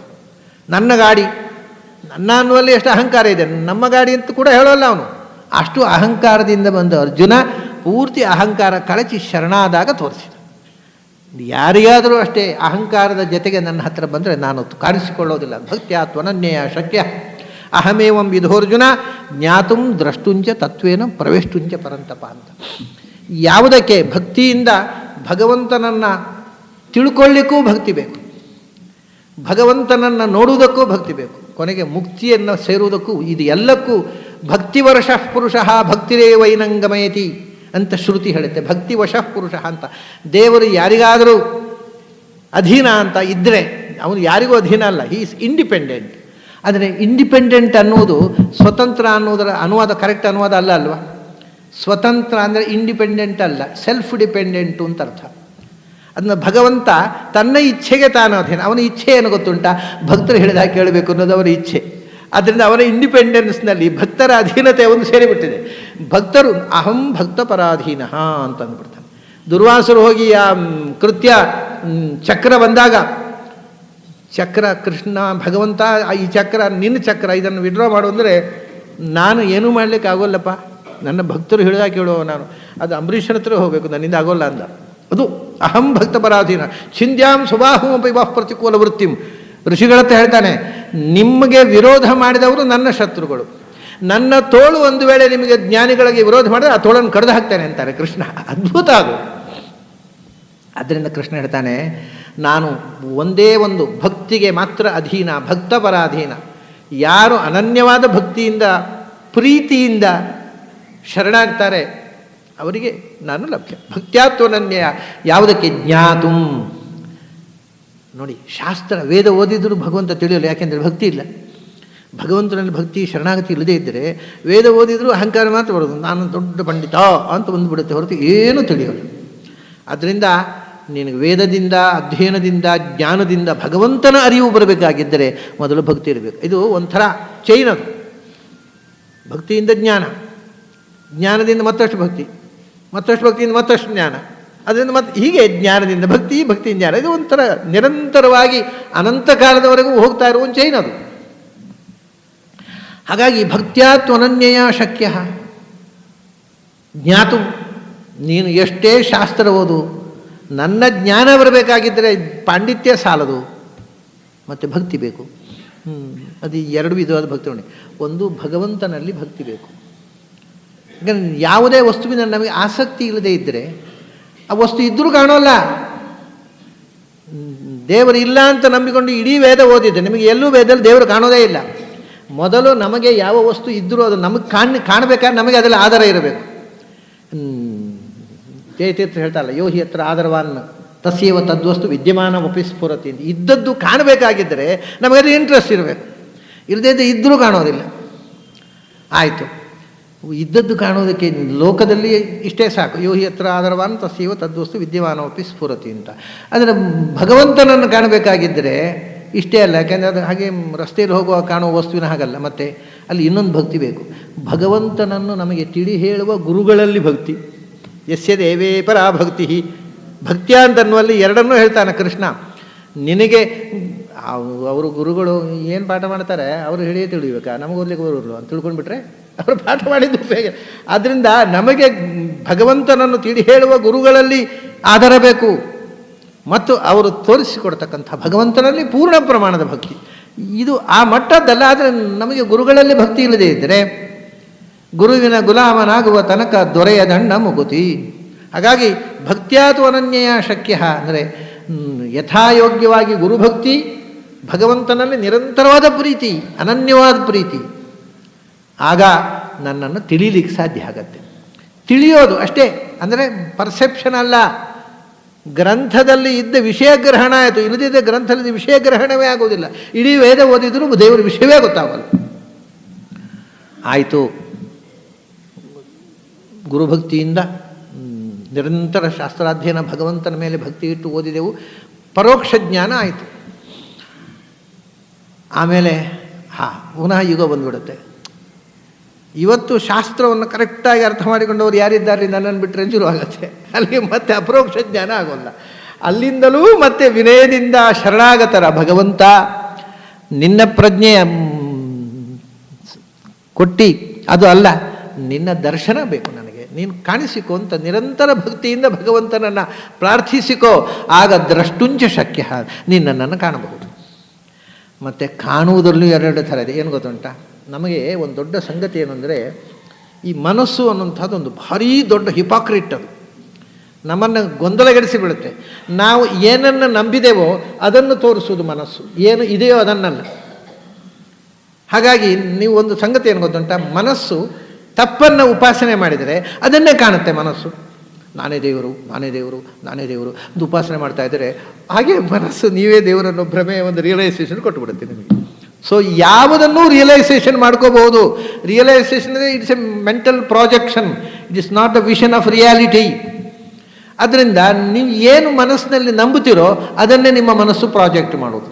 ಅದಕ್ಕೆ ಹೇಳಿದ ಕೃಷ್ಣ, ನೀವು ನಂಬಿದ್ದನ್ನು ಕಾಣುವುದಲ್ಲ, ನಿಜವಾಗಿ ಇದ್ದದ್ದನ್ನು ಕಾಣುವುದು. ತತ್ವೇನ ದ್ರಷ್ಟುಂ, ಯಥಾವತ್ತಾದದ್ದನ್ನು ತಿಳಿಯೋದು ಅದು ಬೇಕು. ನಿಮ್ಮ ಮನಸ್ಸು ಯದ್ವತತ್ವ ತಿಳ್ಕೊಂಡ್ಬಿಡುತ್ತೆ. ಅದಕ್ಕೆ ಮತ್ತೆ ಭಗವಂತ ಸತ್ಯವನ್ನು ತೋರಿಸು, ಯಾವುದು ಸತ್ಯ ನನಗೆ ಗೊತ್ತಿಲ್ಲ ಅಂತ ಅಲ್ಲಿ ಮತ್ತೆ ಶರಣಾಗತಿ ಬೇಕು. ಇಲ್ಲದೇ ಇದ್ದರೆ ನಮ್ಮ ಪಾಂಡಿತ್ಯದಿಂದ ನಾವು ಏನು ಮನಸ್ಸನ್ನು ಕಲ್ಪಿಸಿಕೊಂಡಿದ್ದೇವೆ ಅದನ್ನೇ ಮೈಂಡ್ ಪ್ರಾಜೆಕ್ಟ್ ಮಾಡುತ್ತೆ. Meditation is very cheating. ಅದು ನಾವು ಏನು ನಂಬಿದ್ದೇವೋ ಅದನ್ನು ಸಾಕ್ಷಾತ್ಕಾರ ಮಾಡುತ್ತೆ, ಕಾಣಿಸಿಕೊಳ್ಳುತ್ತೆ. ಕನಸಿನ ಹಾಗೆ ಅದು. ಕನಸಿನಲ್ಲಿ ಇಂಟೆನ್ಷನಲ್ ವಿಷನ್ ಅಲ್ಲ, ಮೆಡಿಟೇಷನ್ನಲ್ಲಿ ವಿಷನ್ ಈಸ್ ಇಂಟೆನ್ಷನಲ್, ಅಷ್ಟೇ ವ್ಯತ್ಯಾಸ. ಕಾಣುವುದು ಅದೇ ರೀತಿ. ಮನಸ್ಸು ದೊಡ್ಡ ಭ್ರಮೆಯ ಪ್ರಪಂಚ ಆಗ್ಬೋದು. ಧ್ಯಾನದಿಂದಲೇ ಯಥಾರ್ಥ ಜ್ಞಾನವನ್ನು ಬೆಳೆಸ್ಕೋಬಹುದು. That danger is there. ಅದಕ್ಕೋಸ್ಕರ ಹೇಳಿದ ಅಲ್ಲಿಯೂ ಶರಣಾಗತಿ ಬೇಕು. ಮತ್ತೆ ಧ್ಯಾನ ಕಾಲದಲ್ಲಿ ನನಗೆ ನಿನ್ನನ್ನು ಧ್ಯಾನ ಮಾಡುವ ಶಕ್ತಿ ಕೊಡು, ದರ್ಶನ ಕೊಡು, ಯಥಾವತ್ತಾದಂಥ ಅರಿವು ಕೊಟ್ಟು ದರ್ಶನ ಕೊಡು, ಯಥಾರ್ಥ ದರ್ಶನ ಕೊಡು ಅಂತ ತತ್ವೇನ ದರ್ಶನ. ಅದಕ್ಕೂ ಶರಣಾಗತಿ ಬೇಕು. ಇಷ್ಟೆಲ್ಲ ಆದರೆ ಭಗವಂತನ ಪ್ರೀತಿಯಿಂದ ನಾವು ಭಗವಂತನನ್ನು ತಿಳ್ಕೊಂಡೆವು ಅಂತಾದರೆ, ಭಗವಂತನ ಸಾಕ್ಷಾತ್ಕಾರ ಆಯಿತು ಅಂತಂದರೆ ಪ್ರವೇಶ ಅಂತ. ಆಮೇಲೆ ಭಗವಂತನನ್ನು ಹೋಗಿ ಸೇರುವುದಕ್ಕೆ ಯಾರೂ ಏನೂ ಅಡ್ಡಿ ಮಾಡುವ ಹಾಗಿಲ್ಲ. ಬಾಗಿಲು ತೆರೆದಾಯಿತು, ಮುಕ್ತಿಯ ಬಾಗಿಲು ತೆರೆದಾಯಿತು. ಭಗವಂತನನ್ನು ಕಂಡವನನ್ನು ಮತ್ತೆ ಮೋಕ್ಷಕ್ಕೆ ಹೋಗದಂತೆ ಯಾರೂ ತಡೆಯು, ಯಾವ ಶಕ್ತಿಯೂ. ಮತ್ತೆ ಅವನಿಗೆ ಇದು ಯಾಕೆ ಈ ಮಾತನ್ನು ಹೇಳ್ತಾ ಇದ್ದೆ ಅಂದರೆ, ಮತ್ತೆ ಅಕಸ್ಮಾತ್ ಅವನಿಗೆ ಈಗೋ ಬಂದರೂ ಕೂಡ ಅದು ಮೋಕ್ಷ ಪ್ರತಿಬಂಧಕ ಆಗುವುದಿಲ್ಲ. ಯಾಕೆಂದರೆ ಎಷ್ಟೋ ಜನ ಋಷಿಗಳಿಗೆ ಅಹಂಕಾರ ಬಂದು ದೇವರಿಗೆ ಶಾಪ ಕೊಡ್ತೇನೆ ನಿಂತದ್ದು, ಸಿಟ್ಟಿಗೆ ಎದ್ದದ್ದು ಎಲ್ಲ ಉಂಟು.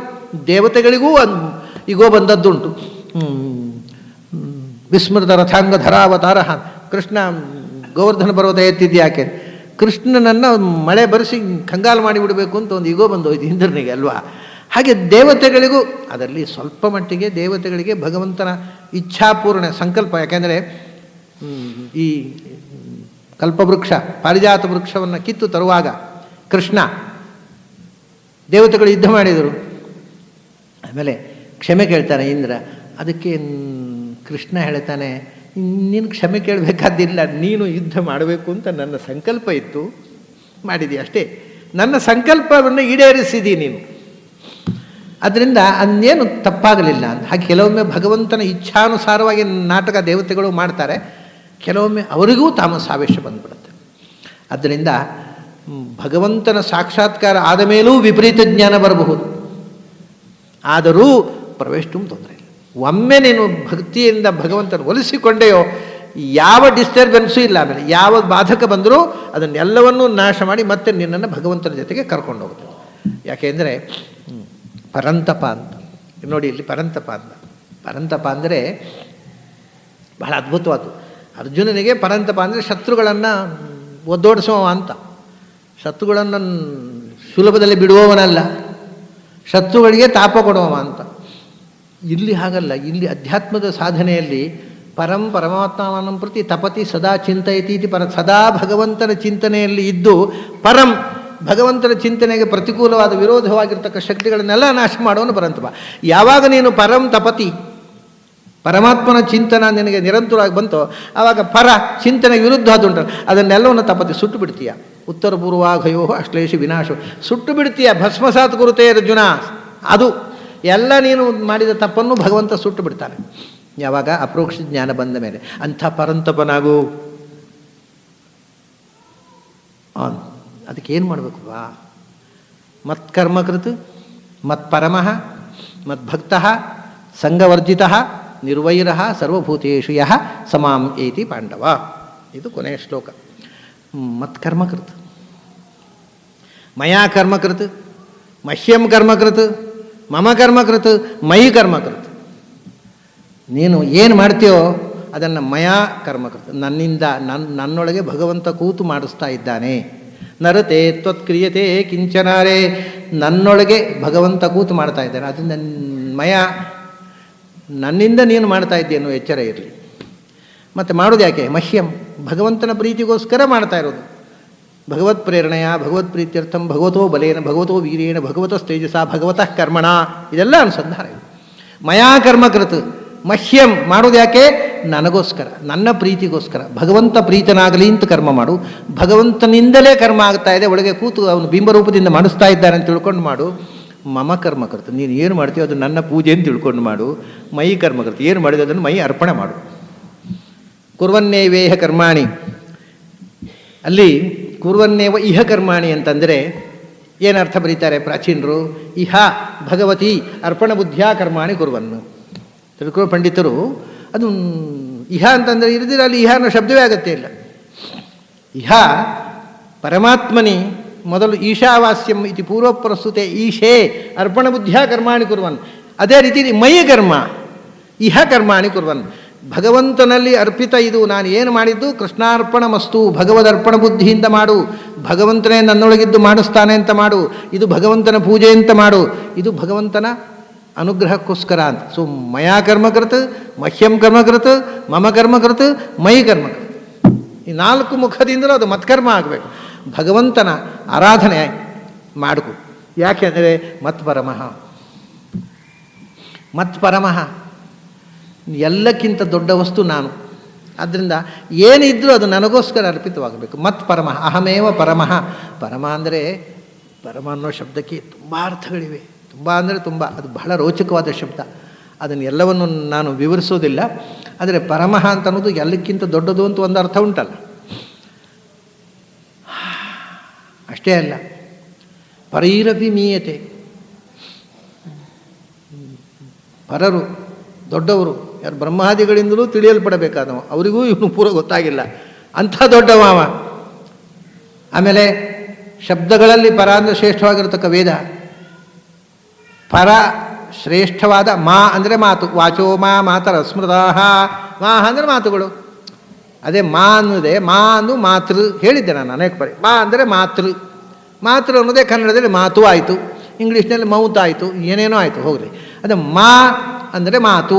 ಪರಾಹ ಮಾಹ ಅಂದರೆ ವೇದವಚನಗಳು. ಈ ಎಲ್ಲ ವೇದವಚನಗಳು ಪ್ರತಿ ಅಕ್ಷರ ಪ್ರತಿ ಶಬ್ದ ಯಾರನ್ನು ಹೇಳುತ್ತೋ ಸರ್ವವೇದ ವಾಚ್ಯನಾದವ ಪರಮ. ಹೀಗೆ ಆ ಶಬ್ದ ಭಗವಂತನ ಅನೇಕ ಅಪೂರ್ವ ಗುಣಗಳನ್ನು ಹೇಳುತ್ತೆ. ಅದೆಲ್ಲ ಬಿಟ್ಟುಬಿಡೋಣ. ಆದ್ದರಿಂದ ಏನು, ಅವನು ಪರಮಃ, ಎಲ್ಲಕ್ಕಿಂತ ದೊಡ್ಡವ, ಅಷ್ಟು ತಿಳ್ಕೊಳ್ಳೋಣ. ಮತ್ಪರ್ಮಕೃತ್, ಮತ್ಕರ್ಮಕೃತ್, ಮತ್ಪರಮಃ. ಆದ್ದರಿಂದ ಎಲ್ಲಕ್ಕಿಂತ ದೊಡ್ಡವ ಅವ. ನಾವು ಮಾಡುವುದೆಲ್ಲ ಅವನೇ ಒಳಕೂತು ಮಾಡಿಸೋವ, ಅವನಿಗೋಸ್ಕರ ನಾವು ಮಾಡಬೇಕು, ಅವನ ಪೂಜೆ ಅಂತ ಮಾಡಬೇಕು, ಅವನಿಗೆ ಅರ್ಪಿಸಬೇಕು. ಆದ್ದರಿಂದ ಇಷ್ಟೆಲ್ಲ ಮಾಡಬೇಕಾಗಿದ್ದರೆ ಮದ್ಭಕ್ತ, ಅವನಲ್ಲಿ ಭಕ್ತಿ ಇಲ್ಲದೆ ಮಾಡೋದು ಹಾಗೆ. ಜ್ಞಾನದ ಜೊತೆಗೆ ಸ್ನೇಹ. ಮದ್ಭಕ್ತ, ಭಗವಂತನಲ್ಲಿ ಭಕ್ತಿ ಇರಬೇಕು. ಆಮೇಲೆ ಸಂಘವರ್ಜಿತ ನಿರ್ವೈರ ಅಂತ, ರಾಗದ್ವೇಷಗಳು ಇರಬಾರದು. ಸಂಘ ಅಂದರೆ ನಾವು ಯಾವುದಾದ್ರೂ ಒಂದು ಮಾಡುವಾಗ ಅದರಲ್ಲಿ ಫಲದ ಸಂಘ. ನಾವೀಗ ದೇವರಿಗೆ ಪೂಜೆ ಮಾಡುವಾಗ ಒಂದೇನೊಂದು ಹರಕೆ ಕೊಡ್ತೇವೆ ದೇವರಿಗೆ. ಅದರ ಹಿಂದೆ ಒಂದೇನೋ ಒಂದು ಉಂಟು ಕಾರ್ಯಕ್ರಮ. ಏನು, ದೇವರಿಗೆ ಒಂದು ರಂಗಪೂಜೆ. ಯಾಕೆಂದರೆ ನಮ್ಮ ಮಗಳ ಮದುವೆ ದಿವಸ ಮಳೆ ಬರಬಾರ್ದು, ಅದಕ್ಕೊಂದು ರಂಗಪೂಜೆ ದೇವರಿಗೆ. ಅವತ್ತು ಮಳೆ ಬಂದರೆ ಊರಿಗೆಲ್ಲ ಒಳ್ಳೆಯದು, ನಮಗೂ ತೊಂದರೆ ಆಗುತ್ತೆ, ಅದಕ್ಕೆ ದೇವರಿಗೆ ಒಂದು ಲಂಚ ರಂಗಪೂಜೆ. ಅಂದರೆ ನಾವು ಏನನ್ನಾದರೂ ಮಾಡಿದರೆ ಅದರಲ್ಲಿ ಒಂದು ಲೌಕಿಕವಾದ ಕಾಮನೆ ಇರುತ್ತೆ. ಕೃಷ್ಣ ಹೇಳೋದು, ಏನನ್ನು ಆ ರೀತಿಯಿಂದ ಮಾಡಬೇಡ. ಯಾಕೆಂದರೆ ಯಾರ್ಯಾರೋ ರಂಗಪೂಜೆ ಕೊಟ್ಟವ್ರಿಗೆ ಆಸೆ ಈಡೇರಿಸಬೇಕು ಅಂತ ಕಮಿಟ್ಮೆಂಟ್ ನನಗೇನೂ ಇಲ್ಲ. ಯಾರ್ಯಾರೋ ಇಂಡಿವಿಜುವಲ್ಸ್ ಹೇಳಿದ ಹಾಗೆ ಕುಣಿಲಿಕ್ಕೋಸ್ಕರ ನಾನು ಇರೋದಲ್ಲ. ಎಲ್ಲಿ ಏನು ಯಾರಿಗೆ ಮಾಡಬೇಕು ಅದನ್ನು ಮಾಡುವ ಅಷ್ಟೇ. ನೀವು ಲಂಚ ಕೊಟ್ಟರಿಂದ ನೀವು ಹೇಳಿದ ಹಾಗೆ ನಿಮಗೆ ಅನುಕೂಲ ಮಾಡುವಂಥ ದೇವರು ಅಂತ ತಿಳ್ಕೊಬೇಡಿ ನನ್ನನ್ನು. ನೀವು ಆ ರೀತಿಯಿಂದ ಯಾವುದೋ ಒಂದು ಅಟ್ಯಾಚ್ಮೆಂಟಿನ ಜೊತೆಗೆ ಕರ್ಮ ಮಾಡಬೇಡಿ. ಇಂಥ ಫಲ ಬೇಕು, ಅದರ ಫಲ ಏನು, ಫಲ ಬೇಕು ಅಂತ ಬಯಸಿ ಒಂದು ದೇವರ ಸೇವೆ ಕೊಡೋದು. ದೇವರು ಅದನ್ನು ಇಗ್ನೋರ್ ಮಾಡ್ತಾನೆ. ಇವನಿಗೆಲ್ಲ ಹೀಗೆಲ್ಲ ಕೇಳಿದವರಿಗೆಲ್ಲ ಮಾಡ್ತಾ ಹೋದರೆ ಹೋಗೋದಲ್ಲ ಅಂತ. ಆಮೇಲೆ ಇವನದ್ದು ವಾದವೇ ಬೇರೆ ಮಾಡಿದ ದಿವಸ. ಸುಮ್ಮನೆ ರೀ, ದೇವರ ನಂಬಿ ಏನು ಉಪಯೋಗ? ಮೊನ್ನೆ ಒಂದು ಹರಕೆ ಕೊಟ್ಟೆ, ಏನಾಯಿತು? ನಾನು ಮಾಡಿದಾಗ ಆಗಲೇ ಇಲ್ಲ. ದೇವರ ನಂಬಿ ಕಡೆಗೆ ಒಂದು ದೇವರ ದಂಡ ಅಂತ ಇದೆಲ್ಲ ಬುದ್ಧಿ ಬೆಳೀತದೆ. ಅದರಿಂದ ಯಾವತ್ತೂ ಕೂಡ ಕರ್ಮಕ್ಕೆ ಒಂದು ಫಲದ ಸಂಘ, ಅಟ್ಯಾಚ್ಮೆಂಟಿನ ಜೊತೆಗೆ ಮಾಡಬೇಡ. ಮತ್ತು ನಾನು ಮಾಡ್ತೇನೆ, ಹೇಗೆ ಮಾಡಬೇಕು ಗೊತ್ತುಂಟ? ಬೆಳಗಾತೆ ಬೆಡ್ ಕಾಫಿ ಕುಡಿತೇವಲ್ಲ, ಯಾಕೆ ಕುಡಿಯೋದು? ಏನು ಫಲ? ಖುಷಿ ಆಗತ್ತೆ ಅಂತ. ಯಾಕೆ ಅಂತ ಗೊತ್ತಿಲ್ಲ, ಬೆಳಗಾತೆ ಅದು ಕಾಫಿ ಹಾಕಿ ಕುಡಿದು ಖುಷಿ ಆಗತ್ತೆ ಅಂತ. ಏನು ಫಲ? ಏನು ಫಲ ಇಲ್ಲ. ಫಲಾಪೇಕ್ಷೆ ಇಲ್ಲದೆ ಮಾಡೋ ಏಕಮಾತ್ರ ಕರ್ಮ ಅಂದರೆ ಬೆಳಗ್ಗೆ ಬೆಡ್ ಕಾಫಿ. ಈಗ ಅದನ್ನು ಭಗವಂತನ ಪೂಜೆಗೂ ಆ ಫಲಾಪೇಕ್ಷೆ ಇಲ್ಲದೆ ಅದು ಖುಷಿಯಾಗತ್ತೆ ಅಂತ ಮಾಡಿರಿ.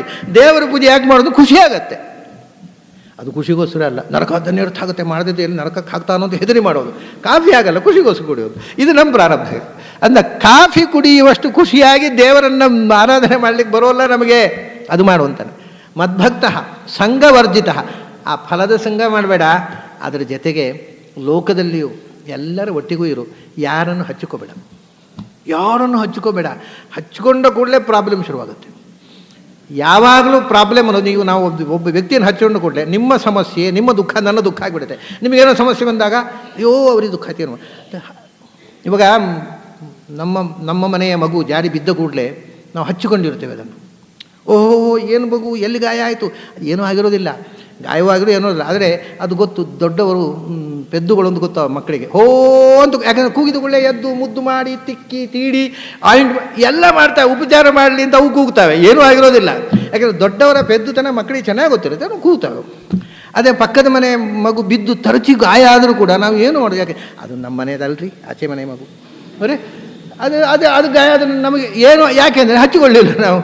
ಸೊ ಮನುಷ್ಯನ ಎಲ್ಲ ಸುಖ ದುಃಖಗಳಿಗೆ ಕಾರಣ ಹಚ್ಚಿಕೊಳ್ಳುವುದು. ಯಾವುದನ್ನು ಯಾವುದು ಆಗಬೇಕೋ ಆಗೋದು ಆಗೋ ಕಾಲದಲ್ಲಿ ಆಗ್ತಾ ಇರುತ್ತೆ. ಅದನ್ನು ತಲೆಬಿಸಿ ಮಾಡಿಕೊಂಡು ಏನು ಉಪಯೋಗ? ನಾವು ಆಗಬಾರದು ಅಂತ ಡಿಮ್ಯಾಂಡ್ ಮಾಡಿದರೆ, ನಾವು ಆಗಬಾರ್ದು ಹೇಳಿದ್ರೆ ಆಗಿಬಿಡುತ್ತೆ, ಆವಾಗ ಡಿಪ್ರೆಷನ್ ಅಲ್ವಾ. ನಾವು ಇಂಥದ್ದು ಆಗಬೇಕು ಅಂತ ಡಿಮ್ಯಾಂಡು ಇಲ್ಲ, ಮತ್ತು ಇಂಥದ್ದು ಆಗಬಾರ್ದು, ಯಾಕಂದ್ರೆ ನಾವು ಆಗಬೇಕು ಅಂತ ಹೇಳಿದ್ರೆ ಆಗೋದಿಲ್ಲ, ಆಗಬಾರದು ಅನ್ನೋದು ಆಗದೇ ಇರೋದಿಲ್ಲ. ಹಾಗಾದ್ರೆ ಯಾಕೆ ಡಿಮ್ಯಾಂಡ್ ಮಾಡಬೇಕು? ಮತ್ತು ಏನು ಬರುತ್ತೋ ಅದನ್ನು ಸ್ವಾಗತ ಮಾಡೋಣ, ಆಕ್ಸೆಪ್ಟ್ ಆ್ಯಸ್ ಇಟ್ ಈಸ್. ಆವಾಗ ಡಿಪ್ರೆಷನ್ ಇಲ್ಲ. ಏನು ಏಮಪ್ಯಶುಭಂ ಕರ್ಮ ನಭೂತಂ ನ ಭವಿಷ್ಯತಿ ಅಂದರೆ ವ್ಯಾಸರು. ಜಗತ್ತಿನಲ್ಲಿ ಅಯ್ಯೋ ಎಲ್ಲ ಆಗಬಾರದ್ದೇ ಆಗ್ತಾ ಇದೆ, ಕಲಿಕಾಲ, ಕಾಲ ಕೆಟ್ಟು ಹೋಯ್ತು. ವ್ಯಾಸರು ಹೇಳಿದ್ರು ಯಾವುದು ಆಗಬೇಕು ಅದೇ ಆಗೋದು, ಆಗಬಾರದು ಎಂದೂ ಆಗಲಿಲ್ಲ, ಯಾಕೆ ಸುಮ್ಮನೆ ಸುಳ್ಳು ಹೇಳ್ತೀಯ ಅಂತ. ಯಾವತ್ತೂ ಯಾವುದು ಆಗಬಾರದು ಆಗುವುದಿಲ್ಲ, ಯಾವುದು ಆಗಬೇಕೋ ಅದಾಗತ್ತೆ. ನಮಗೆ ಆಗಬಾರದು ಅಂತಿತ್ತು, ಆಯ್ತಲ್ವಾ ಅಂತ ಬೇಜಾರು ಅಷ್ಟೇ. ಹಾಗಾಗಿ ಏನನ್ನು ಡಿಮ್ಯಾಂಡ್ ಮಾಡಬೇಡ, ಏನು ಬಂತೋ ಅದನ್ನು ಭಗವತ್ ಪ್ರಸಾದ ಅಂತ. ಕುರು ಭಂಶಜ ಕರ್ಮ ನಿಜಂ ನಿಯತಂ ಹರಿಪಾದ ವಿನಮ್ರ ಧಿಯಾ ಸತತಂ. ಅದು ನಿಸ್ಸಂಗವರ್ಜಿತ, ಪ್ರಾಪಂಚಿಕವಾದ ಯಾವ ಅಟ್ಯಾಚ್ಮೆಂಟನ್ನು ಹಚ್ಕೋಬೇಡ, ಫಲಸಂಗವನ್ನು ಬಿಟ್ಬಿಡು. ಹಾಗೆ ನಿರ್ವೈರ, ಯಾವುದೋ ಆಗಬಾರದಾದರೆ ಅದನ್ನು ದ್ವೇಷ ಮಾಡಬೇಡ. ಫಲ ಸಿಕ್ಕಿದರೆ ಸಿಗಬೇಕು ಅಂತ ಡಿಮ್ಯಾಂಡ್ ಮಾಡಬೇಡ. ನಿನಗೆ ಅನಿಷ್ಟ ಆದರೆ ಅದನ್ನು ದ್ವೇಷ ಮಾಡಬೇಡ. ಹಾಗೆ ಸಮಾಜದಲ್ಲಿ ನಿನಗೆ ಯಾರಾದರೂ ವಿರೋಧ ಮಾಡಿದರೆ, ನಿನ್ನನ್ನು ಟೀಕೆ ಮಾಡಿದರೆ, ನಿನ್ನನ್ನು ದ್ವೇಷ ಮಾಡಿದರೆ ಅದಕ್ಕೆ ಪ್ರತೀಕಾರ ಮಾಡಲಿಕ್ಕೆ ಹೋಗಬೇಡ. ನಿರ್ವೈರ. ನಮ್ಮ ಸ್ನೇಹಿತರಿಗೂ ಒಳ್ಳೆಯದಾಗಲಿ, ನಮ್ಮನ್ನು ಟೀಕೆ ಮಾಡೋರಿಗೂ ಒಳ್ಳೆಯದಾಗಲಿ ದೇವರೇ ಅಂತ ನಮ್ಮ ಪ್ರಾರ್ಥನೆ ಏನು, ನಮ್ಮನ್ನು ಯಾರು ಟೀಕೆ ಮಾಡ್ತಾರೋ ಅವರಿಗೂ ಒಳ್ಳೆಯ ಬುದ್ಧಿ ಕೊಡು, ಹೊರತು ನಮ್ಮನ್ನು ಟೀಕೆ ಮಾಡೋರು ಹಾಳಾಗಿ ಹೋಗಲಿ ಹಾಗೆ ಪ್ರಾರ್ಥನೆ ಮಾಡಿಬಿಡಿ ದೇವರ ಹತ್ರ. ನಿರ್ವೈರ ಸರ್ವಭೂತೇಶು, ಸಮಸ್ತ ಪ್ರಾಣಿಯನ್ನು ಪ್ರೀತಿಸು, ಅವರಿಗೆ ಒಳ್ಳೆಯದಾಗುವಂತೆ ಮಾಡುವಂಥ ದೇವರ ಹತ್ರ ಪ್ರಾರ್ಥನೆ ಮಾಡು. ಲೋಕ ಸಮಸ್ತ ಸುಖಿನಃ, ಅಷ್ಟೇ ನಮ್ಮದು. ಯಾರು ಈ ರೀತಿ ಯಾರನ್ನೂ ದ್ವೇಷಿಸದೆ, ಅಂದರೆ ಭಗವಂತನನ್ನು ದ್ವೇಷ ಮಾಡುವವರನ್ನು ಅವಾಯ್ಡ್ ಮಾಡಬೇಕು ಅಂತ ಶಾಸ್ತ್ರಕಾರ ಹೇಳ್ತಾರೆ. ಇದು ಜನರಲ್ ಮಾತು. ಯಾವತ್ತು ನಮ್ಮ ಸ್ವಾರ್ಥಕ್ಕೋಸ್ಕರ ಒಬ್ಬರನ್ನು ಪ್ರೀತಿಸುವುದು, ಒಬ್ಬರನ್ನು ದ್ವೇಷಿಸುವುದು ತಪ್ಪು. ರಾಗದ್ವೇಷಗಳಿಂದ ಅತೀತರಾಗಿ, ಫಲದ ಅಪೇಕ್ಷೆಯೂ ಇಲ್ಲ, ವಿರುದ್ಧ ಫಲ ಬಂದಾಗ ದ್ವೇಷವೂ ಇಲ್ಲ, ನಮ್ಮನ್ನು ದ್ವೇಷಿಸುವವರ ಮೇಲೆ ದ್ವೇಷವೂ ಇಲ್ಲ, ನಮ್ಮ ಪ್ರೀತಿಸುವ ಮೇಲೆ ಓವರ್ ಅಟ್ಯಾಚ್ಮೆಂಟೂ ಇಲ್ಲ. ಈ ನಿರ್ಲಿಪ್ತತೆಯಿಂದ ಭಗವಂತನನ್ನು ಅನನ್ಯ ಭಕ್ತಿಯಿಂದ ಪ್ರೀತಿಸ್ತಾ ಮತ್ಕರ್ಮಕೃತ, ಭಗವಂತನೇ ಸರ್ವೋತ್ತಮ ಅಂತ ಸರ್ವೋವನಿಗೆ ಅರ್ಪಿತ ಅನ್ನೋ ಬುದ್ಧಿಯಿಂದ ಅನುಷ್ಠಾನ ಮಾಡಿದರೆ ಮಾಂ ಏತಿ ಪಾಂಡವ, ಅವನು ನನ್ನನ್ನು ಬಂದು ಸೇರ್ತಾನೆ. ಭಗವಂತನನ್ನು ಸೇರಲಿಕ್ಕೆ ಬೇಕಾಗಿರತಕ್ಕಂಥ ಅರ್ಹತೆ ಈ ರೀತಿಯ ನಿರ್ಲಿಪ್ತವಾದ ಭಗವದರ್ಪಣ ಭಾವ. ಅವರು ಪಾಂಡವರು, ಒಂದು ನೀನು ಪಾಂಡವ, ಪಾಂಡುವಿನ ಮಗ. ಆದ್ದರಿಂದ ಯಾರು ಈ ರೀತಿ ಬದುಕುತ್ತಾರೆ ಅವರೆಲ್ಲರೂ ಪಾಂಡವರು. ನಾವು ಪಾಂಡವರಾಗಬೇಕು. ಪಾಂಡು ಅಂದರೆ ಸತ್ವಗುಣ, ಬಿಳಿ, ಪೂರ್ಣ ಸಾತ್ವಿಕ ಸ್ವಭಾವದವರು ಯಾರೋ ಅವರು ಪಾಂಡವರು. ಅದರಿಂದ ಒಬ್ಬ ಸಾಧಕ ಪಾಂಡವನಾಗಬೇಕು, ಸಾತ್ವಿಕ, ಪೂರ್ತಿ ಸಾತ್ವಿಕ. ಅವನು ಸಾತ್ವಿಕ ಆದಾಗ ಏನಾಗ್ತಾನೆ? ಮತ್ಕರ್ಮಕೃತ, ಮತ್ಪರಮಃ, ಮದ್ಭಕ್ತ, ಸಂಘವರ್ಜಿತ, ನಿರ್ದ್ವೇಷ, ನಿರ್ವೈರ. ಈ ಕ್ವಾಲಿಟಿ ಸತ್ವಗುಣದ ಕ್ವಾಲಿಟಿ. ಇದು ಯಾರಲ್ಲಿದೆ ಅವನು ಪಾಂಡವ. ಅಂದರೆ ಅರ್ಜುನನ ಒಂದೊಂದು ವಿಶೇಷಣಗಳನ್ನು ಸಾಧಕನಿಗೆ ಅನ್ವಯವಾಗುವಂತೆ ಹೇಳಿಬಿಡ್ತಾನೆ ಕೃಷ್ಣ. ಆ ರೀತಿಯಿಂದ ನನ್ನನ್ನು ಬಂದು ಸೇರುವುದಕ್ಕೆ ಬೇಕಾಗಿರತಕ್ಕಂಥದ್ದು ಅರ್ಹತೆ ಅಂದರೆ ಮೂಲಭೂತವಾಗಿ ಭಕ್ತಿ. ಭಕ್ತಿಗೋಸ್ಕರ ಜ್ಞಾನ, ಜ್ಞಾನಪೂರ್ವಸ್ತು ಸ್ನೇಹ ಅಲ್ವಾ. ಒಂದು ವಸ್ತುವನ್ನು ಪ್ರೀತಿಸಬೇಕಾದ್ರೆ ಅದರ ಮಹತ್ವ ಗೊತ್ತಿದ್ದರೆ ಪ್ರೀತಿ ಅನ್ನೋದು ಮೂಢಭಕ್ತಿ, ಅದು ತಪ್ಪು ಕಲ್ಪನೆ ಆಗಿರಬಹುದು. ಅದರಿಂದ ಜ್ಞಾನಪೂರ್ವಕವಾಗಿ ನನ್ನನ್ನು ತಿಳ್ಕೋ, ಯಥಾವತ್ತಾಗಿ ತಿಳಿಯುವಂತೆ ಪ್ರಾರ್ಥನೆ ಮಾಡು. ನಿನಗೆ ತಿಳ್ಕೊಳ್ತೇನೆ ಅಂದರೆ ಆಗೋಲ್ಲ, ಯಥಾರ್ಥ ಜ್ಞಾನ ಕೊಡುವೋ ಭಗವಂತ, ಭಕ್ತಿ ಮಾಡು. ನಿರಂತರ ಭಗವಂತನ ದರ್ಶನದಿಂದ ಭಗವಂತನನ್ನು ಮತ್ತೆ ಸೇರಬಹುದು ಅಂತಕ್ಕಂಥ ಭರವಸೆಯನ್ನು ಕೃಷ್ಣ ಕೊಟ್ಟ ಅನ್ನುವಲ್ಲಿಗೆ ಈ 11ನೇ ಸ್ಕಂಧದ ಚಿಂತನವನ್ನು ಮುಕ್ತಾಯ ಮಾಡ್ತಾ ಇದ್ದೇನೆ. ಸ್ವಾಮಿಗಳು ಇವತ್ತು ಪರ್ಮಿಷನ್ ಕೊಟ್ಟರು. ಶುರುವಾಗುವಾಗ 7ಕ್ಕೆ ಹತ್ತಿರ ಆಗಿದೆ, ಅದರಿಂದ 8ಕ್ಕೆ ಹತ್ತಿರ ಆಗುವವರೆಗೆ 7ಕ್ಕೆ 5 ನಿಮಿಷ ಇತ್ತು. 8ಕ್ಕೆ 5 ನಿಮಿಷ ಇರುವಾಗ ಬೇಕಿದ್ದರೆ ಮಾತಾಡು ಅಂತ ಹೇಳಿದ್ರು. ನನ್ನ ವಾಚನಲ್ಲಿ 10 ನಿಮಿಷ ಇದೆ, ಗೊತ್ತಿಲ್ಲ ನಿಮ್ಮ ವಾಚನಲ್ಲಿ ಎಷ್ಟಿದೆ ಅಂತ. 10 ನಿಮಿಷ ಇರುವಾಗ ಮುಗಿಸಿದ್ದೇನೆ. ಈ ಕಾಲ ಅತ್ಯಯ ಆಗಿದ್ದರೆ ಅದರಿಂದ ಶ್ರೀಗಳಿಗೆ ಮುಂದಿನ ಕಾರ್ಯಕ್ರಮಕ್ಕೆ ನಾನು ತೊಂದರೆ ಆಗಿದ್ದರೆ ಅವರು ಕ್ಷಮಿಸಬೇಕು ಅಂತ ಪ್ರಾರ್ಥಿಸಿಕೊಂಡು ಈ ಗೀತಾರ್ಥ ಚಿಂತನವನ್ನು ಮುಗಿಸ್ತಾ ಇದ್ದೇನೆ. ನಿಮಗೆಲ್ಲ ಅಭಿನಂದನೆಗಳು ಮತ್ತು ಅಭಿವಂದನೆಗಳು.